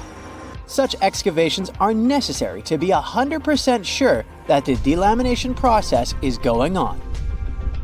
With the right technology, we would be able to better understand the hazards associated with earthquakes in the Asia-Pacific region. It's home to the famous Ring of Fire, where 75% of Earth's volcanoes are located. 9 out of 10 all earthquakes take place here. The India-Australia-Capricorn tectonic plate beneath the Indian Ocean is also important for solving Earth's tectonic mysteries. The term geophysicists use for such locations is nascent plate boundary. These are plates where tectonic plates are just starting to pull apart or push against each other. They represent the initial stage of a full-fledged plate boundary. Such a geological transformation unfolds at a pace of barely 5% of a single inch per year. That's about as long as a strand of spaghetti is wide. This shouldn't worry us too much from today's perspective. The India-Australia-Capricorn plate is destined to split in half over the course of tens of millions of years. Scientists from France studied records of 2 earthquakes that happened in 2012 and concluded there must be a nascent boundary there. Earthquakes normally occur at places where 2 or more tectonic plates meet. But the tremors in the Indian Ocean happened in the middle of the plate. The scientists used sonar scanning to map out the sea floor and see what was really going on there. After further examination of the marine area off the coast of Western Australia, researchers found a complex network of 62 pull-apart basins along a fracture zone. The scientific data backed up the idea that the tectonic plate was slowly but surely breaking apart. It's another proof that the outer layer of our planet is dynamic, not static. In some cases, you don't have to be a scientist to notice these powerful underground forces. Massive crevices emerged almost overnight due to heavy rainfall in a seismically active region in rural Kenya, first in 2018 and then again in 2023. The local population named the biggest of them the Grand Canyon. These events were not one-time incidents, but signals from the East African Rift System, part of the Great Rift Valley.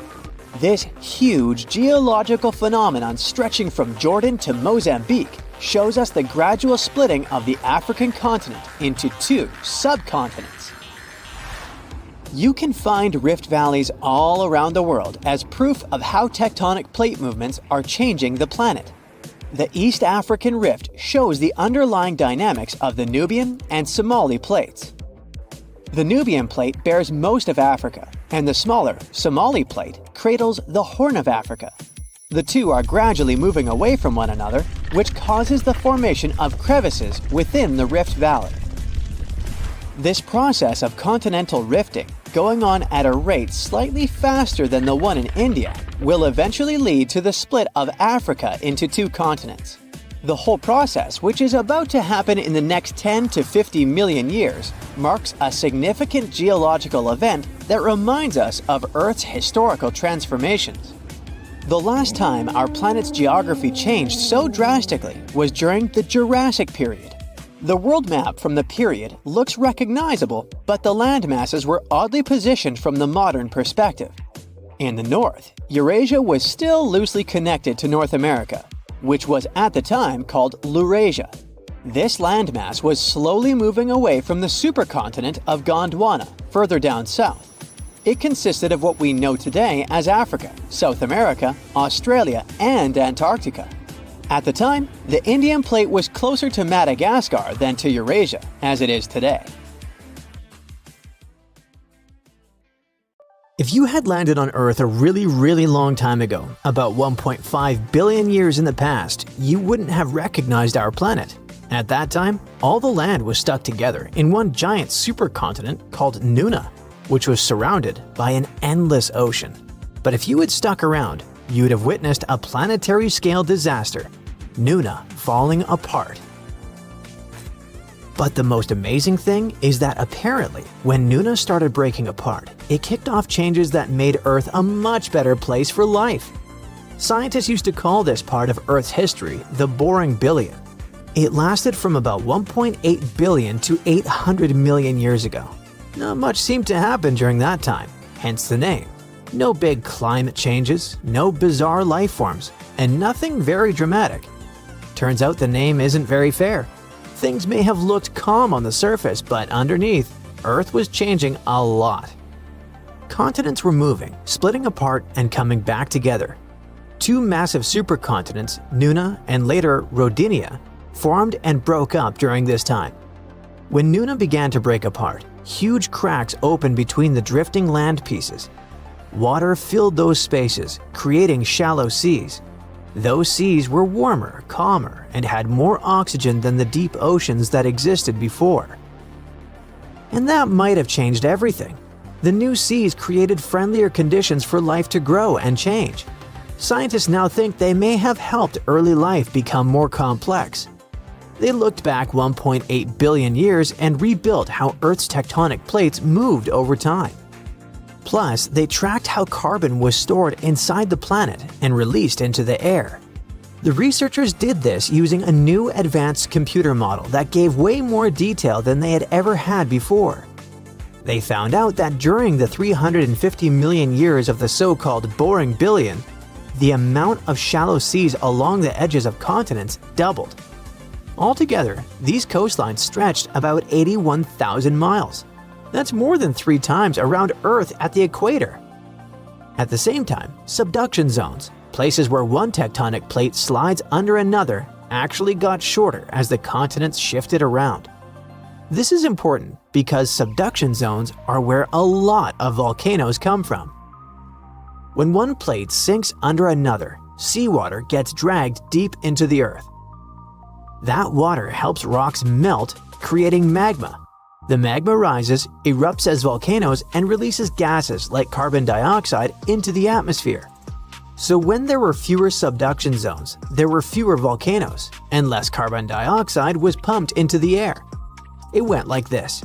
The supercontinent Nuna broke apart, and it created lots of brand new ocean floors in young seas that didn't exist before. These new ocean floors pulled carbon dioxide out of the air. Seawater flowed into cracks in the ocean floor. When that happened, carbon got trapped in rocks, forming limestone. Over time, this process locked carbon away inside Earth instead of letting it stay in the atmosphere. With less carbon dioxide, Earth slowly cooled down. That cooler climate helped the new shallow seas become stable and rich in oxygen. Such calm, oxygen-filled environments are perfect for life to become more complex. Those huge shallow seas near the continents acted like safe nurseries for early life. They may have helped eukaryotes evolve faster. Eukaryotes are living things with complex cells. Cells that have parts inside them, like a nucleus that holds DNA.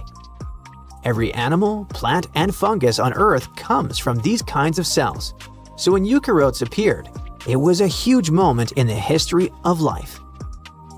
Scientists already knew that eukaryotes showed up during the Boring Billion because of fossils that are about 1 billion years old, but they didn't really know why this happened at that time. Now, scientists want to find better preserved early eukaryote fossils to learn exactly how complex life first evolved.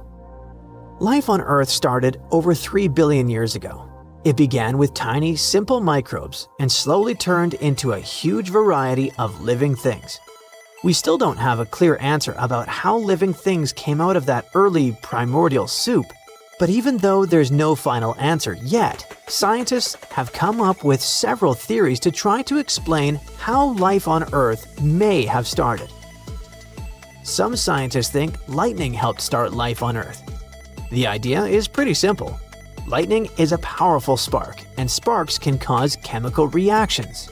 In a famous experiment from 1952, scientists showed that electric sparks could turn simple gases like water vapor and methane into amino acids and sugars, which are basic building blocks of life.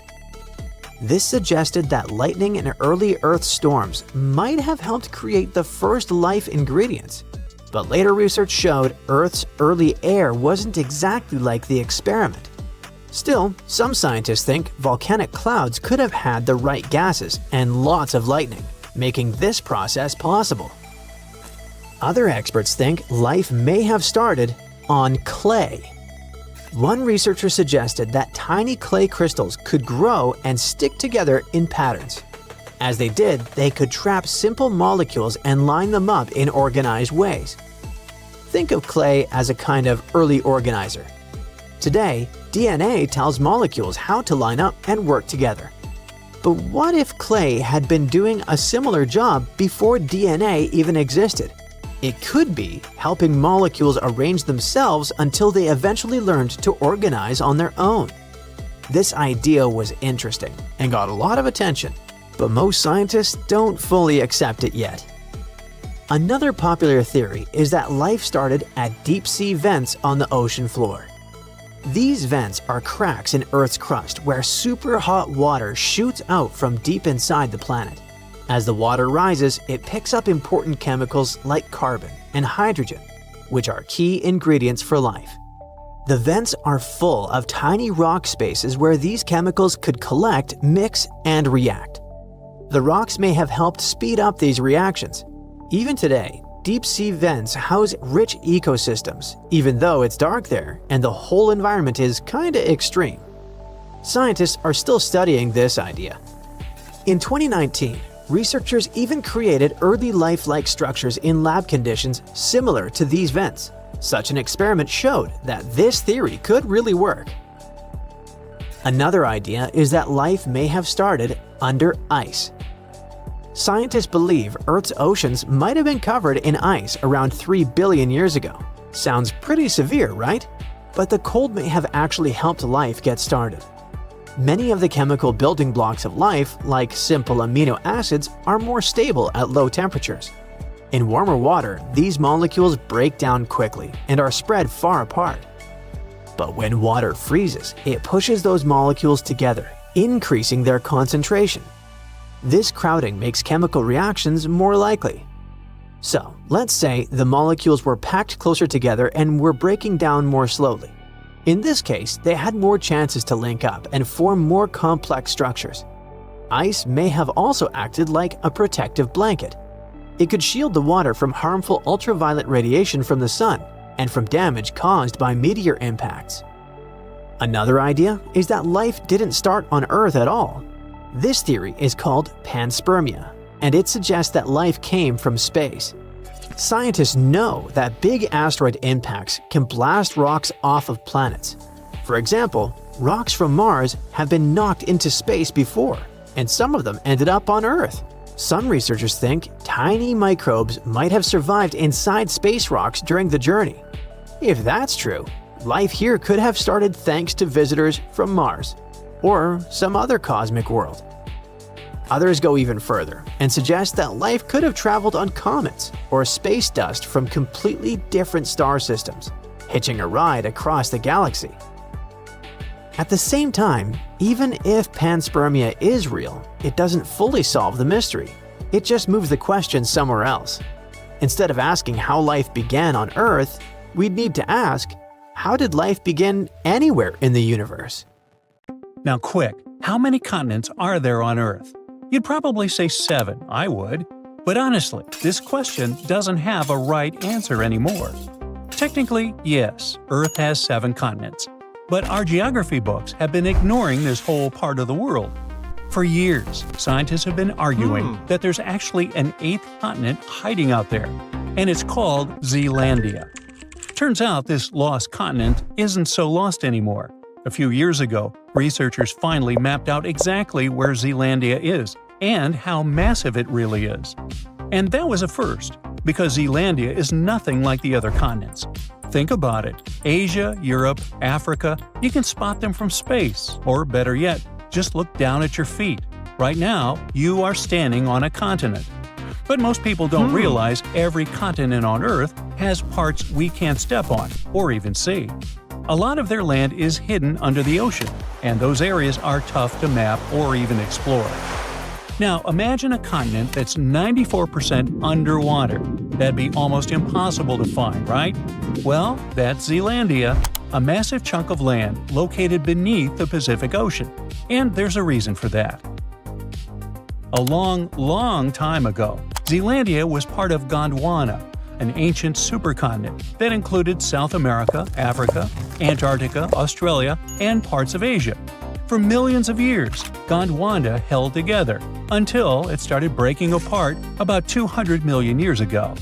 Its pieces slowly drifted in different directions, and one of them was Zealandia. At first, it was still connected to both Australia and Antarctica. But around 85 million years ago, Zealandia finally split off and began drifting on its own, becoming an isolated continent. Now, unlike Australia or Antarctica, Zealandia didn't stay on the surface for long. It sank. Today, only a small part of it sticks out above the ocean. That's mostly New Zealand, plus New Caledonia, and a few smaller Pacific islands. The rest is hidden under the sea. But hold on, how did Zealandia sink in the first place? For years, most experts thought Zealandia broke away in a process called a strike-slip breakup. That's when continents split apart along huge strike-slip fault zones, places where tectonic plates slide past each other side by side. But something about that theory never quite added up. After years of research, scientists think they have finally cracked the mystery. Turns out Zealandia's crust, or the outer shell of the continent, had been stretched thin. Yep, that's right. Instead of sliding sideways, like they once thought, the land was actually stretching and breaking. It's just like pulling a piece of dough until it gets so thin it finally tears. That's basically what happened to Zealandia. The land stretched so much it eventually snapped, and that happened because the tectonic plates beneath Zealandia were pulling apart, thinning the crust until it finally broke. And when it did, it cracked big time. The cracks were big enough for ocean water to rush in through the gaps, creating what we now know as the Tasman Sea. A few million years later, even more stretching left Zealandia's crust thinner and weaker. Eventually, it gave way, and huge parts of it sank beneath the waves, sealing its fate as a lost continent. But it wasn't all that lost. Experts had actually suspected its existence for almost 400 years, and the big clue was its unusual thickness. You see, Earth's crust comes in 2 main kinds. We've got continental crust and oceanic crust. They're both part of the planet's outer shell of solid rock, but there are some big differences between them. The continental crust is kind of like a Chicago deep dish pizza. It's thicker. The oceanic crust, on the other hand, is more like a New York slice, thinner. Now let's drop both slices into a tank of water and see what happens. Okay, let's just say the deep dish is lighter, so it floats. That's why continents sit above the ocean. The New York slice is heavier, so it sinks to the bottom of the tank. And that's why oceanic crust ends up lower, forming the ocean floor. There's another key difference too. Continental crust is made of lots of different types of rock, while oceanic crust is mostly basalt, that dark volcanic rock we get from eruptions. Knowing this, scientists used advanced technology to investigate the South Pacific. And what they found was surprising. Areas once thought to be ordinary ocean floor were actually basalt-free and much thicker than ocean crust should be. So wait, could our sunken New York-style pizza actually be a Chicago deep dish? Well, yeah. Even though Zealandia's crust is still thinner than other continents, it's way thicker than real oceanic crust, which means it's not just a patchwork of ocean floor and continental scraps. It's all continental crust, just a drowned version of it. In February 2017, scientists made the big announcement. Listen, everyone, Earth has 8 continents. Ta-da! But back then, they had no idea what Zealandia really looked like. There wasn't a map or anything, and that's probably why so many people still don't know it exists. Even inside the scientific community, not everyone was thrilled about calling it the 8th continent. Some people believe that the strange land at the bottom of the ocean was just a bunch of submerged fragments or microcontinents. Now here's the thing though. Even before that big public announcement, an international team had already set sail on an expedition. They went near New Caledonia to collect seabed rock samples from North Zealandia, more precisely from Fairway Ridge in the Coral Sea. Fast forward 6 years, and those very samples unlocked a major discovery about Zealandia: its true size. The combination of rock dating methods, magnetic signatures, and tectonic mapping helped scientists define where Zealandia's boundaries lie. And they found that Zealandia has nearly 2 million square miles of landmass. To put that in perspective, that's about 20 times bigger than New Zealand. For many specialists, its size and completeness basically rule out the idea that Zealandia isn't a real continent. But why doesn't it feel official yet? I mean, we don't see it on maps, right? Well, that's because it's hard to get everyone to agree on calling it a continent. And the biggest reason people resist it so much might be pretty simple. It's just not convenient. You see, continents are generally identified by convention rather than by strict criteria. Depending on the perspective, people recognize 4, 5, 6, or 7 continents, because there's no such thing as a continent authority, and you are not going to see an international commission go on TV to name a new continent, or to make an official list of how many there are. Being almost entirely underwater doesn't help Zealandia's case. I mean, is it really fair to call it a continent like Asia or Africa? Some people argue that if Zealandia qualifies, then other smaller blocks of continental crust, like the Cocos Islands or other microcontinents, could also make the list. So, how many more continents would we have to add to the list? See why it's not very convenient? Maybe it's safer to call Zealandia a submerged or sunken continent. That's more accurate. Although, to be fair, the true definition of a sunken continent is still kind of fuzzy. But honestly, I wouldn't worry too much about the official definition of Zealandia. What really matters is that fully mapping it is already a big deal. Just keep in mind that large parts of it remain unexplored. Scientists are confident that technologies like seismic imaging and deep-sea drilling will uncover even more about its structure and history. And just because Zealandia is mostly underwater doesn't make it any less of a geological marvel. This sunken landmass actually preserves clues about Earth's past that we might never see on continents above the surface. It might help scientists understand how continents shift as the plates move around. They also hope to find more clues about how drifting continents affect sea level, climate patterns, and the distribution of plants and animals. Each new discovery could sharpen our understanding of how Earth's surface reshapes itself. So, continent or not, Zealandia has already changed how we see our planet. Hey, quick question. How many continents are there? 7? Maybe 5? There's no correct answer. According to different approaches, the range is between 4 to 7. But it might actually be as many as 8. Chances are, a lost continent has recently been found between Greenland and Canada. This new continent discovery could also potentially be the key to how microcontinents form. What does this all mean, and what makes this hidden landmass near Greenland so important? Now, if you're like me, and if you are, then there's 2 of us, when you hear the word continent, you probably think of land like Europe or Africa, places above water where people live. But in science, a continent isn't about being above sea level. It's about what the land is made of.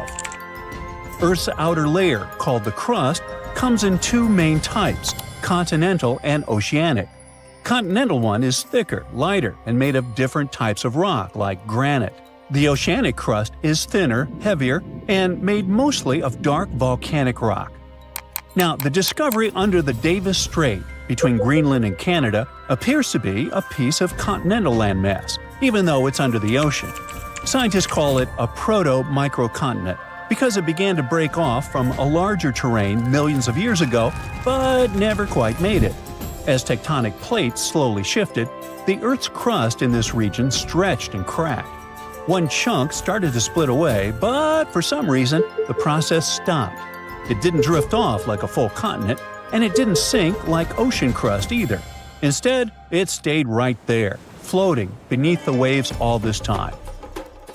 This makes it different from true microcontinents, like Zealandia, which have completely detached and now exist as separate tectonic blocks.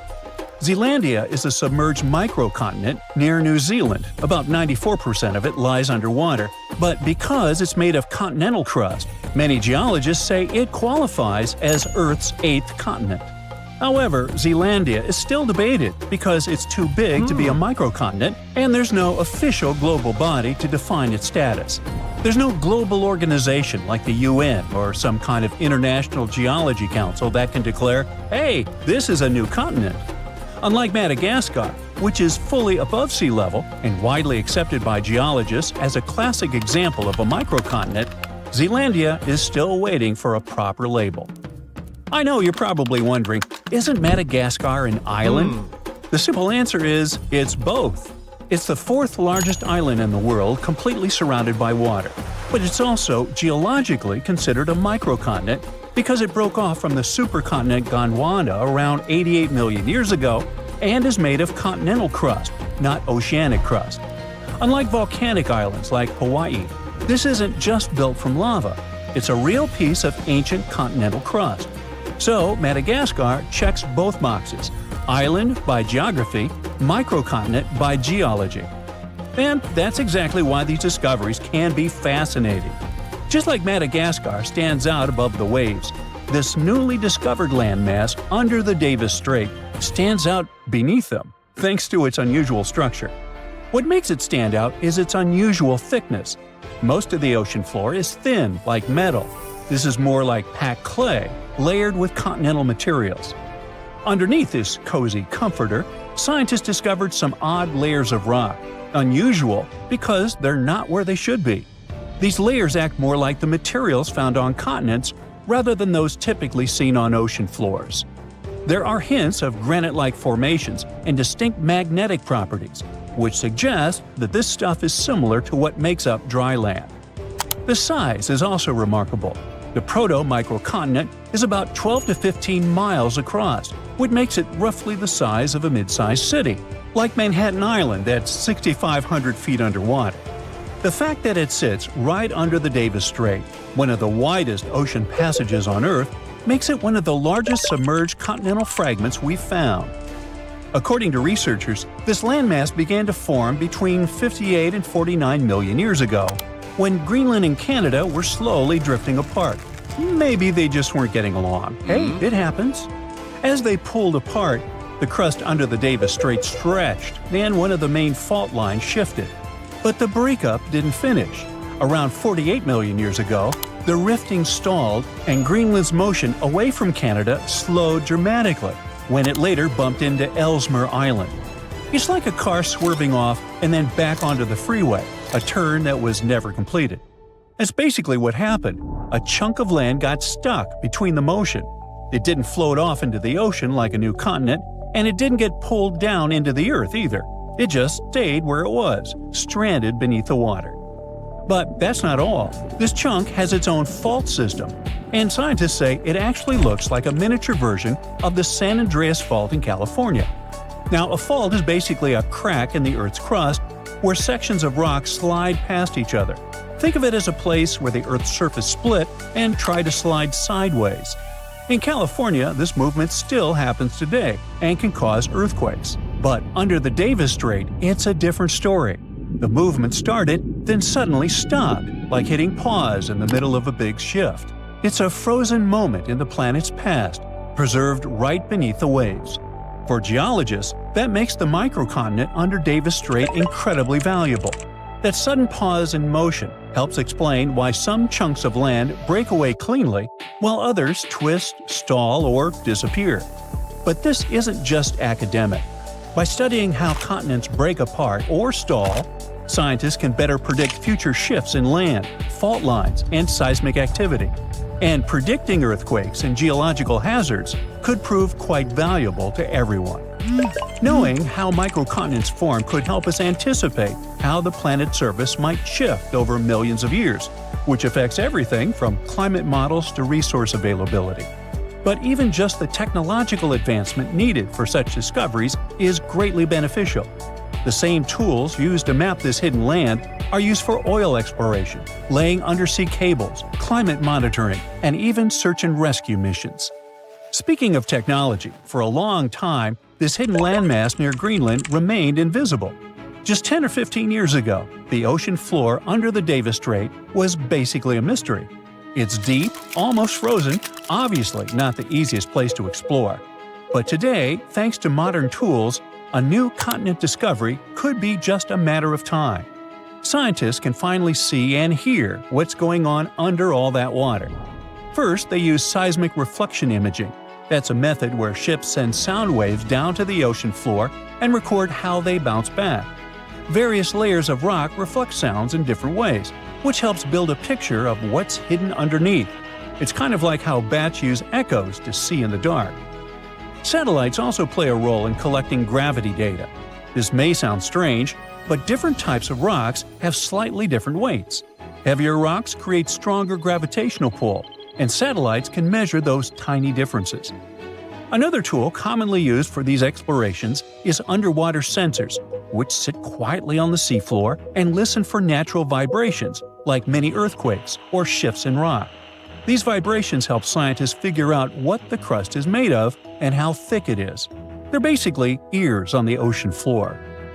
They also most likely used AUVs, or autonomous underwater vehicles, basically robot submarines that can scan the seafloor in high resolution, even under thick ice.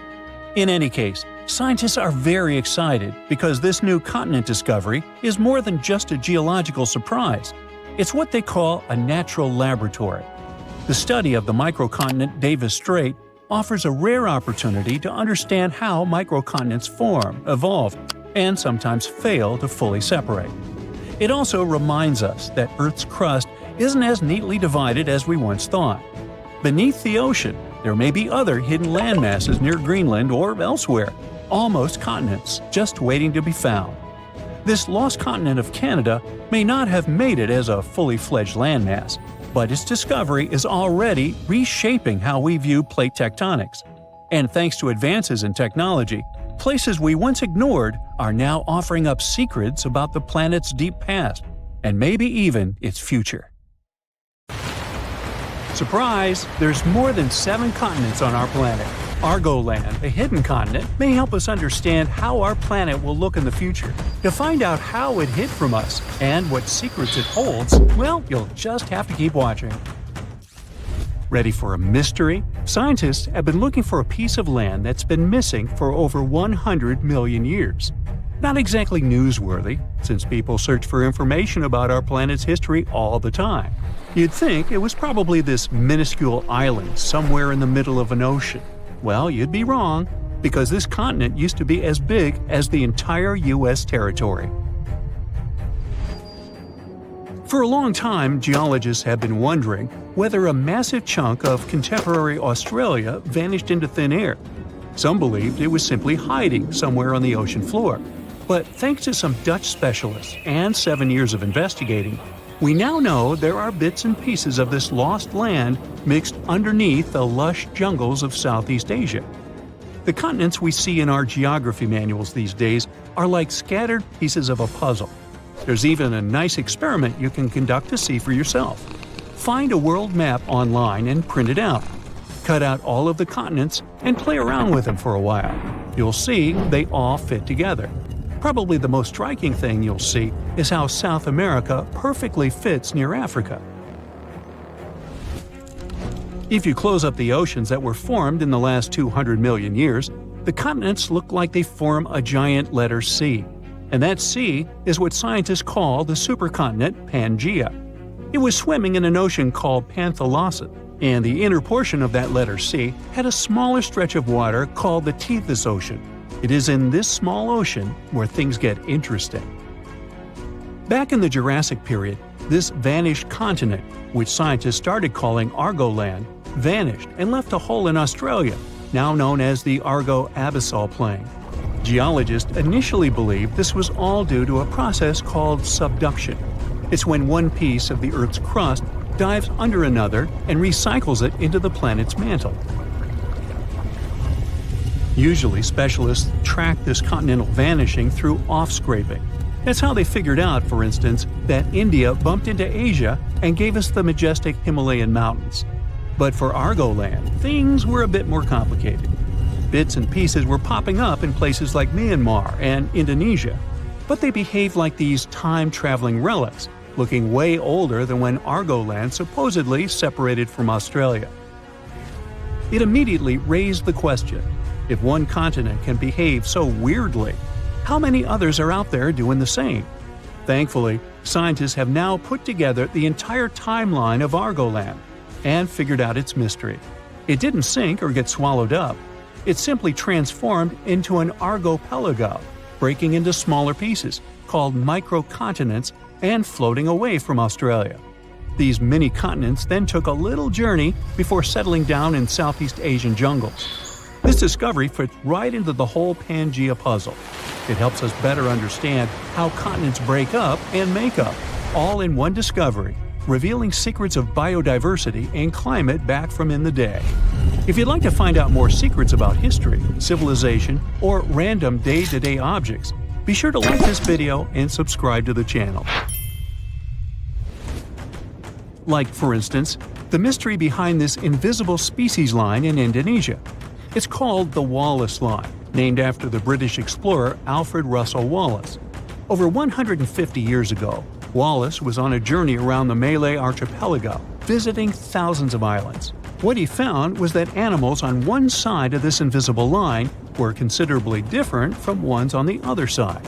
This invisible line is like a wall between marsupials and tigers, for instance, or honey-eaters and trogons.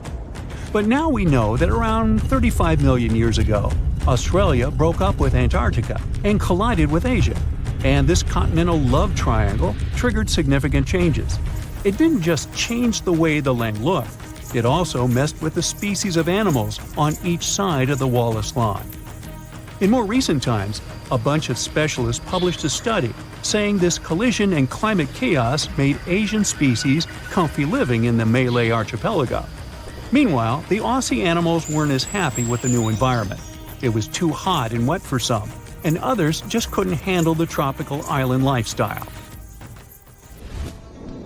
The discovery of this continental shift towards Asia might also explain a recent finding of a human species that didn't seem to make any sense either. You see, in this hidden cave in the Philippines, archaeologists stumbled upon a new human ancestor. It seems that about 50,000 years ago, on the island of Luzon, there was this ancient human-like species. The lead researcher believed this finding was crucial for understanding human evolution in Asia, and it named this new species after the island, Homo luzonensis. Now, here's where it gets a bit confusing. The bones found by archaeologists had one small problem. They had a weird mix of traits that hadn't been seen together in any other hominid species. Smaller teeth, similar to ours, yet hands and feet that were more like our ancient humanoid ancestors. It was those throwback limbs in particular that connected this human species with the long-lost Southern Territory. That's because they have this primitive look, like these hard-to-pronounce guys, for instance. Only these two species are separated by 2 to 3 million years of time in evolution. Many have wondered, is Homo luzonensis really a new species? Not everyone is convinced. But it may also explain why living creatures are also affected by the constant shifting of the land underneath us. Now, just because they haven't changed much during our lifetime, it doesn't mean our continents will look like this forever. They evolved from this large megacontinent, and they'll most likely end up in a similar position in the future. On that note, a geologist from a European university tried to predict the future of Earth's supercontinents. As a starting point, he used an earthquake that occurred in Portugal back in 1755, when tectonic plates behaved a bit differently than they should have. After years of research, he came up with a theory in 2016. He believed that the stitches between these tectonic plates might be coming apart, setting the stage for a bigger rupture. It's like when glass cracks between two holes in a car windshield. If this happens, a subduction zone could stretch from the Mediterranean all the way up past Ireland, bringing volcanoes, earthquakes, and new mountains to these areas. If all goes according to this plan, the Atlantic Ocean will disappear, and so will the Pacific, turning into one large stretch of water. Instead of the 7 continents we know today, we'll get a new supercontinent, which he called Arica, because it would have Australia and the Americas at its heart. Now, it's not the only possible scenario, though. Novo Pangea might be another, and it's easy to foresee. The Atlantic stays open and the Pacific closes. Then there's Amasia. For this one, you'd have to imagine the Arctic Ocean closing and the Atlantic and Pacific staying open. Everything shifts to the north around the North Pole, except Antarctica. One final scenario would be called Pangea Ultima. Slow down the spreading in the Atlantic, and a new subduction plate pops up on the America's east coast. Well, either way, if all the continents collide in the future once more, some say it won't be fun to experience. It's believed that in around 250 million years, we'll feel like we're being trapped in a sweltering, soggy plastic bag. Weirdly, that bag will be the best place to live on Earth, the coastal areas. As for the inland spots, they'll be sizzling, like a desert on fire. Many of the species of animals we know today might not make it. As for us humans, we'll need to be creative if we want to withstand the heat. We should be thankful, though. These digital models are still great because we can use them to test all sorts of interesting ideas. For example, how these supercontinents would mess with tides. Taking future space travels into consideration, these models can help us understand the climates of exoplanets too. Those are located outside our solar system. Now, history teaches us that the supercontinent existed a long time ago, around 300 to 273 million years back. At that time, all the continents on Earth were buddies and hanging out together. They formed an amazing crew called Pangea, or Pangea if you're feeling fancy. The name comes from a Greek word which means all the earth. Pangea also had a massive water neighbor called Panthalassa. So our entire world was a huge piece of land surrounded by a huge piece of ocean. The megacontinent looked like a giant sea, stretching between the tippy top and bottom of our planet. But as stories go, things changed. About 200 million years ago, in the early Jurassic epoch, like dinosaur times, Pangea decided to throw a breakaway party. Forget about the old ideas of continents just drifting around like big icebergs. It split up into smaller chunks, forming the continents we know today. Oh, and it created the Atlantic and Indian Oceans as a bonus. Pangea's tale was first told by a German weather expert named Alfred Wegener in 1912. But how did he learn about something that happened so long ago? Imagine the Earth's core as a big, cozy fireplace, giving off heat. This heat creates special swirling currents in the Earth's outer shell. We can think of it as the Earth's crust, which looks like a big puzzle with many puzzle pieces. The hot currents make these puzzle pieces, called crustal plates, move around. Sometimes they push apart, sometimes they crash into each other, and sometimes they slide past one another. It's like a fantastic dance party that goes on beneath our feet. One day, Wegener looked at the shapes of the continents and thought that, hey, those coastlines of South America and Africa kind of fit together. And they really did. So he imagined that way back, all of the continents hung out together as one big landmass. But he couldn't just go and say that without any proof. So how do we know Pangaea really was a thing? Well, there are some clues that brought us to this amazing discovery. One clue is like when you put a puzzle together and the pieces fit just right. Take a look at the shapes of today's continents. You'll notice that they could fit together almost like a perfect match. Obviously, their shapes changed over time. It happened millions of years ago, and since then, the shores of continents have been washed by waters for years. But even so, we can still see how well they fit together. Another clue comes from checking out fossils. We know that ancient animals left a lot of fossils behind. That's how we learned their history and what species there were. But when scientists compared fossils found on different continents, they found something interesting. These fossils look similar. Surprisingly, they belong to the same groups of animals, even though they were far apart. It's not like these animals could swim across the ocean on their four paws. And it's unlikely that this particular type of animal originated in two places at the same time. And finally, the mountains. Imagine exploring underwater and finding huge mountains in the oceans. These underwater ranges and deep trenches are like scars from when Earth's tectonic plates moved around. They serve as another proof that the continents are part of something bigger.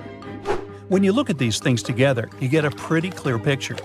The Earth's continents were once huddled together in the supercontinent. They've since gone their separate ways, but the memories of their grand adventure are still written in the shapes of coastlines, the rocks they left behind, and many more. But it's obvious to us now. At the time of Wegener's discovery, there were different ideas flying around. Some folks thought that the continents sank down to make the oceans, but Wegener had a different take. He thought that the continents are always on the move. He even came up with a fancy phrase, continental drift, to explain it. Later, he was joined by another scientist named Alexander du Toit.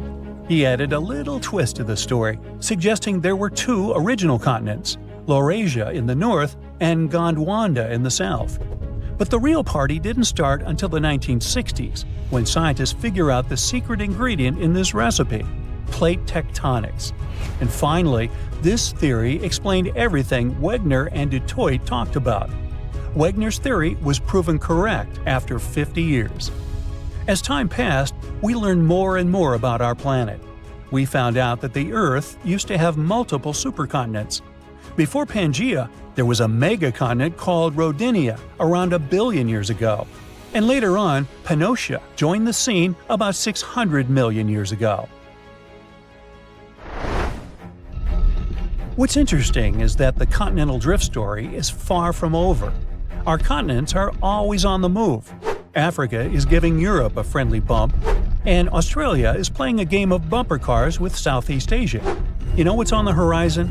Another supercontinent. So, how will this next supercontinent come together? Well, there are 4 major possibilities: Novo Pangaea, Pangaea Ultima, Orica, and Amasia. These might sound like superhero names, but they're actually ways the puzzle pieces could fit. Let's look at them all. First, Novo Pangaea. You know how there's the Atlantic Ocean on one side and the Pacific Ocean on the other? Well, if these oceans keep doing what they're doing now, the Atlantic will keep opening up while the Pacific squeezes in. If that happens, the Americas, North and South America, will give each other a big high five. And Antarctica, that icy land way down south, will join the fun too. It'll be drifting northward. Next, Pangaea Ultima. In the future, the Atlantic Ocean might get tired of being so wide.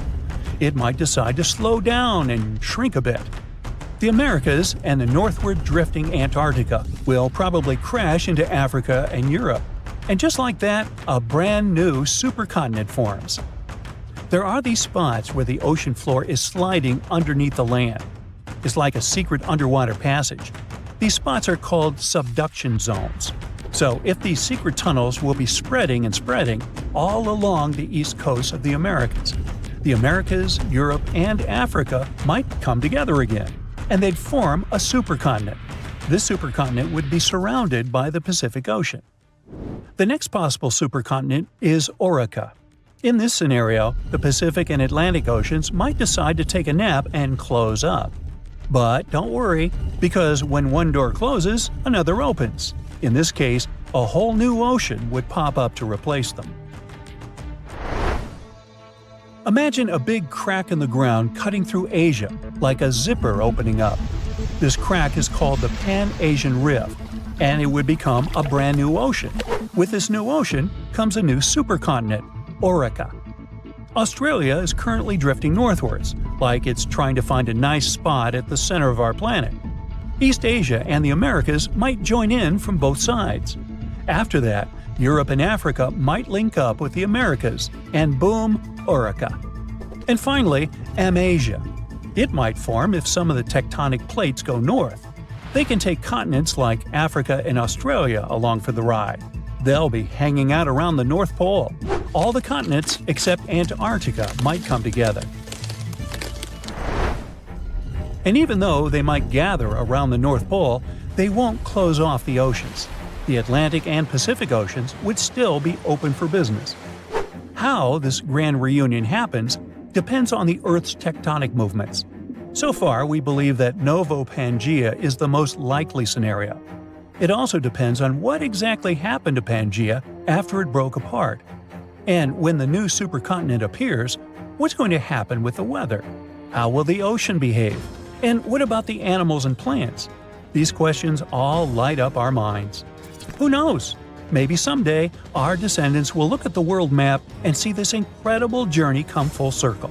So keep asking curious questions and stay tuned for the next 100 million years. Now, at first glance, it seems like we're on a giant raft called a continent that's just floating around on some molten lava until it hits another continent. Okay, let's make a quick stop at high school science class. Our home planet is like a cake with different layers of ingredients stacked up on top of each other. The Earth's core, mantle, and crust. Hey, where's the frosting? The cake batter on top represents the crust of the Earth, made up of 3 types of tasty rock: igneous, sedimentary, and, say it with me, metamorphic. These rocks are formed in different ways, such as from solidified lava or from the deposits of particles and minerals. The crust is what we stand on, a home to our continents, oceans, and everything we see around us. Then you have the mantle, not the baseball player, the layer that lies right below the crust. Many people think that the mantle is just lava, but it's not quite like that. Just like how you mix different ingredients in the cake batter, the mantle is made up of different types of rocks that are constantly moving and shifting. And finally, we get to the sweetest part of the cake, the center, or in the case of Earth, the core. It has 2 parts, the outer and inner core. The outer core is made of molten rocks and metals that are incredibly hot, even hotter than the surface of the sun. The inner core is solid, even though temperatures there are crazy. It doesn't turn into liquid because the pressure down there is amazingly strong. When you see all this, you can easily think that below us there are endless miles of lava and hot rocks. So, how come tectonic plates move at all? The continents don't float on a sea of molten rock. The oceanic and continental crusts really sit on a mantle. Sure, there's a layer of liquid rock in our planet, the outer core, around 1,800 miles below the surface. But it's separated from the surface by the mantle that's thick and solid. So, the Earth's tectonic plates move around because they're on a thick layer of solid rock, the upper mantle. Basically, this rock is under incredible pressure and heat, which makes it flow in slow motion over time. Think of it like honey or syrup that you pour over your cake layers. As you move the cake around, the honey or syrup will also move and flow. Similarly, the upper mantle can flow and drag the parts above it along, just way slower than honey. And the rock is both breakable and flexible. It can crack and break like a cookie, now I'm getting hungry, but it can also stretch and bend like a piece of taffy. When the plates get caught on each other, they can't move anymore, but when they break free, they start drifting again, like puzzle pieces shifting around until they find their perfect fit. Extremely high temperatures and pressure are the reason this flow happens. It's like a big pot of soup on the stove. As the soup heats up, it starts to move around, carrying heat from one spot to another. Is it lunchtime? And speaking of lava, it's not just molten rocks that travel all the way up from the outer core to volcanoes. When tectonic plates come together and one slides underneath the other, they create a lot of heat and pressure while grinding against each other. It's like rubbing your hands together fast and they start to get hot, or when you start a fire with rocks. And as the melted rock, or magma, rises to the surface, it can create volcanoes. Now, long ago, the Earth's land was not divided into continents as it is today. Instead, there was one giant landmass known as Pangaea, meaning all Earth in Greek. Whoa! Imagine being stuck in the middle of this giant ocean. So, over time, this supercontinent slowly broke apart. Its parts drifted away from each other and formed the separate lands we call continents. This idea first popped out in the 16th century when one cartographer realized the coastlines of Africa, America, and Europe appear like they could fit together like puzzle pieces. Later, researchers realized the rock composition of their coastlines was similar, which means they used to be part of one giant mass, and they call that the theory of continental drift. At first, people were pretty skeptical about that idea because they didn't know how such massive lands could move around. Now, we'd all be able to explain that part, right? So, the Earth's crust is divided into a couple of large plates and many smaller ones. All of them are still moving, even though it's in slow motion. We can't sense it, and we won't see any particular changes during our lifetime. It's a process that lasts hundreds of millions of years. As the plates move, they interact with one another in fascinating ways. For example, when two plates collide, one may be forced beneath the other, which would help create a subduction zone. Over time, this is the way you get many cool things like volcanic islands, trenches, and even entire mountain ranges. Plates apparently started moving around 3.5 billion years ago. It took them a while to group into the first jigsaw supercontinent we know about called Ur. Today, its remains make up parts of Madagascar, India, and Australia. Pangaea formed 335 million years ago, but it probably won't be the last continent that will form. So, some new generations in the distant future could live on something called the next Pangaea. When the oceanic crust of the Atlantic Ocean slowly takes its place under the continental crust, the oceanic basin of the Atlantic is going to close, which is why the continents will end up pulled together. This means the Americas will meet Africa, and Eurasia will be flipped on its side. So, people might live on a giant landmass in the shape of a ring, clustered around the inner sea, or at least what's left of it. Or maybe continents will take another direction and make up a different jigsaw puzzle called Amasia.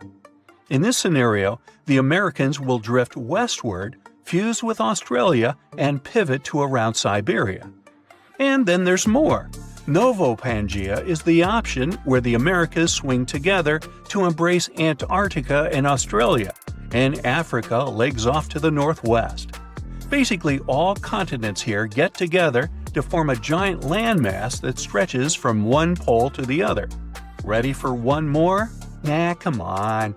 A recent projection called Eureka gives an idea similar to Novo Pangea. It's just that all continents here unite to become one gigantic land that clusters around the equator. Maybe this would be my favorite one to live at, with the sunny weather and the beach all the time. And who knows what kind of magnificent trenches, mountains, islands, and other geological beauties we'd get with this giant supercontinent. Pangea broke up about 175 million years ago. As the Atlantic and Indian Oceans began to widen towards the east, the Ring of Fire was formed. It's a path that goes along the Pacific Ocean with so many frequent earthquakes and active volcanoes. This way, Eurasia was unable to cross this border and continue moving westward. And now Eurasia could move laterally along the Ring of Fire. The subduction zones kind of act like a barrier that forces the tectonic plates to move in different directions. So Eurasia could eventually collide with the Americas and form something similar to Amasia. It would be cool to sit there, grab the popcorn, and watch it from the side.